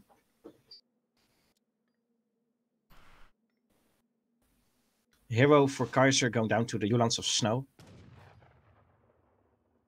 Yeah, basically that small miss macro from Kaiserklein where he was able to only get out 4 Doppelsodners in the early game has just changed his mode of play so much. You know, I think he really wanted to maybe do something cheeky in the beginning, but he's not going to be able to do that here. Especially only getting out, yeah, basically getting rolling shipments of, rolling batches of 4. But this is go time, it seems. But 8 crossbowmen are out for Snow, and they're very early on the field. Kaiserklein doesn't have a third shipment yet in this age. It's 800 coin, 700 coin, and this is tough for Kaiserklein. He's definitely losing his forward base here. All his units are down. Yeah, Snow's still sitting with 5 or 6 or 7 Doppelsodners of his own, as well as those 8 pikemen. Kaiserklein's definitely not going to be able to train any more units from that barracks. It's completely down. He can't train 5 Dops because they might get, you know, continually fired down by those Expo-men or even caught by the Doppelsodners. As well, it was just sieged down so quickly that if there were any units in queue in it, they wouldn't have been able to pop out in time. But Kaiserklein, it seems he's distributing to age up. He has all of his villagers on food and 1,000 coin in his bank. And trying to distract Snow by, yeah, getting that 2-vil raid. Yeah, that's pretty good.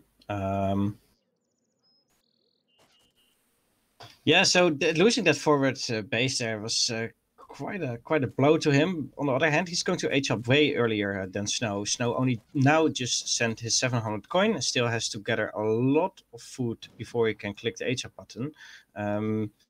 So yeah, the question is he actually going straight for the age up, or maybe going to push some more in the second age?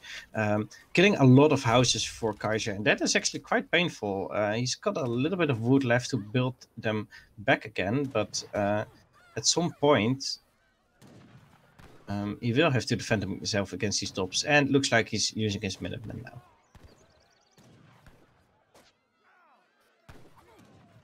Ooh, some nice micro there. Taking down both one of the Expos and one of the Doppelsodners. Trying to get as much damage in as he possibly can with these Minutemen, but specifically trying to focus down the Doppelsodners because those are a very preventative force for... they limit a lot of what he can send in Age 3. Basically, he can't really send 9 Uhlans because they're going to get taken down by those Doppelsodners, so he wants to kill as many as possible to open up his options again. Yeah, definitely a good point. Maybe the first shipment is going to be the 8 skirmishers. Snow only got 2 Ulan on the field, and the rest of it is all infantry. So maybe with skirmishers he can take out the infantry and try to get back into this. It looks like Snow is committing for the second age for a little longer. Still not aging up. Yeah, I'm really curious to see what the first shipment for Kaiserklein this age is going to be. Is he still got 1 shipment stacked up also? There it is, 3 war wagons. The 3 war wagon shipment, I don't know if that was what I would have hoped for here. The skirmishers, well, you know what? The war wagons, they are a faster speed than skirmishers are. You know, if say Kaiserklein had gone with the 8 skirmisher shipment first, he would have never been able to catch up with Snow's army, but here he's able to speed up and catch some of these Expo men off guard, and maybe even get a little DPS in on these Doppelsonders that are running away as well. So definitely not the wrong call. I think a lot of people might have been confused to see war wagons pop out instead of skirmishers there, but he knew that he would be able to repel Snow's army with whatever he sent. So sending the war wagons here, he's going to get in more damage, as well as yeah, another raid coming out, and this will be the time for the 8 skirmishers. Yeah, indeed, and now finally the 8 skirmishers are out, so he can deal with the Doppelsonders better. I just hope Kaiser is going to raid around a little bit, just as much as Snow does, like here. But looks like an outpost going up, so no raiding going to be very effective there. So Kaiser is now in the military population lead, but well, he has to make something happen here. Snow is going to be in the 3rd age pretty soon, and once that happens, he's going to send out all the big beefy shipments, and well, the advantage from Kaiser will be a lot slimmer.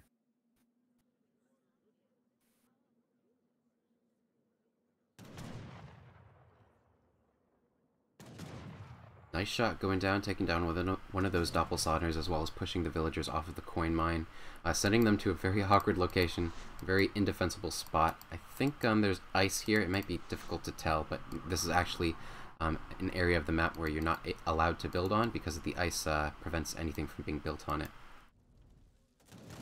Yeah, I think so too. So a little bit harder to protect. And of course the hero is laying there, so he may see. Let's turn on Fog of War. I don't know if he saw those villagers. I'm not quite sure. The line of sight is of course very low right now, because the hero is dead. But if he just sends a few Yulan here, that's going to be huge. But looks like he's sending all his Yulan to the south, to where that outpost is, and taking out our settler wagon. Yes. Yeah, I don't believe there's also raiding happening here. Yeah. Sorry. Oh yeah, 4 settlers gonna go down for Kaiserklein there, but there's definitely some villagers that are tasked inside that outpost, and that outpost not gonna be living much longer. However, Snow's units are coming in to defend it. Arriving. It's just one more settler wagon. Okay, so now 2 settler wagons have been lost for Snow, but on the other hand, I think 7 villagers so far have been lost for Kaiser. So it's about even. More villagers getting killed by Snow here, and that's painful, but maybe Kaiser can make something happen with the big Yulan mass here. Maybe catch the Yulan of Snow, or try to raid some more himself. At some point, Kaiser will have to realize that there are villagers gathering here, since they are not in the south anymore. Yeah, Snow was actually very wise not to shoot this hunt at all. What that would have done is it really would have clued Kaiserklein into that there were villagers there. Instead, he just botched the hunt mine, excuse me, not the hunt mine, but the herdables there, and went straight to the mine. However, if Kaiserklein does have line of sight of that, he will know that he can just you know, press on this and see that the coin is being gathered. But I don't think he'll see that right away, especially with all the other macro management and micromanagement decisions that are going on at present. But Kaiserklein sitting ahead in military, actually about even, but sitting ahead in score, even despite despite losing so many villagers. Yeah, the score is also about even, and this is one of the things that is a little bit tough for Kaiserklein. He's now going to get a coin in the center of the map where the fight is happening, whereas Snow is relatively safe. This mine is going to run out, but he's probably going to move up a few meters and then go to the second mine up there. So yeah, look at this. Kaiser is in the center of the map with a whole bunch of villagers, but not gathering really safely. Yeah, and so this is going to be the big engagement. Got the advantage. Yeah, he's got quite a big advantage, like 15 pop in terms of military. Kaiserklein's really going to need to focus hard on taking down the Doppelsonders here. That's the only preventative force, besides Snow's own Yulins that are preventing Kaiserklein from connecting with those skirmisher mass. Yeah, looks like it's go time for him. He's going all in. He's only got a few skirmishers left, so I'm not quite sure if he can pick off those double stunners really effectively. And he has to go back with his Yulan again. Skirmisher mass from Snow is still on 27, and I think it's not looking really good for Kaiserklein here. Yeah, Snow did a very good job of focus firing down all of the war wagons with his massive skirmisher lead. And I think Kaiserklein was just a bit awkward with his Yulins. He didn't get his skirmishers forward enough with which to snipe down the Dops.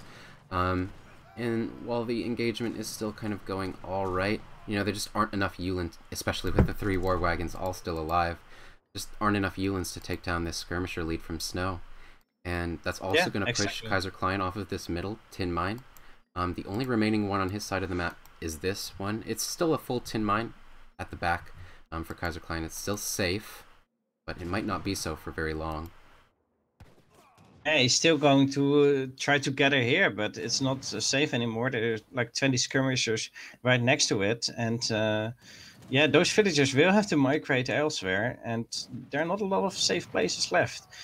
Kaiser using 8 Yulan to get some more anti-skirmisher mass, but there's still double stunners on the field for Snow, and he will have to run back. And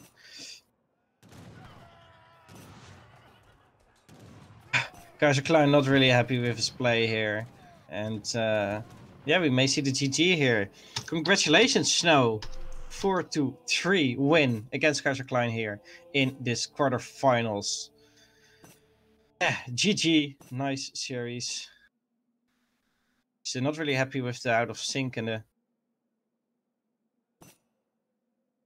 both suck. Snow is trying to yeah, but I think that was quite well played from Snow. That was quite well played from Snow, especially seeing him focus fire down those war wagons, doing an effective job kiting. Yeah, Kaiserklein. This is what he's known for. You know, he's a micro god and also a god of salt. Yeah. But, so well, congratulations, Snow. Let's congratulate him a little bit. He did play very well in this series, and yeah, he will move on to the semifinals to play against Haza 5-4-3-2-1. Haza, of course, having defeated Mito on last Friday 4-0 in a clean sweep. So Haza looking very, very clean as well. This was a close series and well played from Snow. And he will move on to the semifinals, as well as being guaranteed some prize money.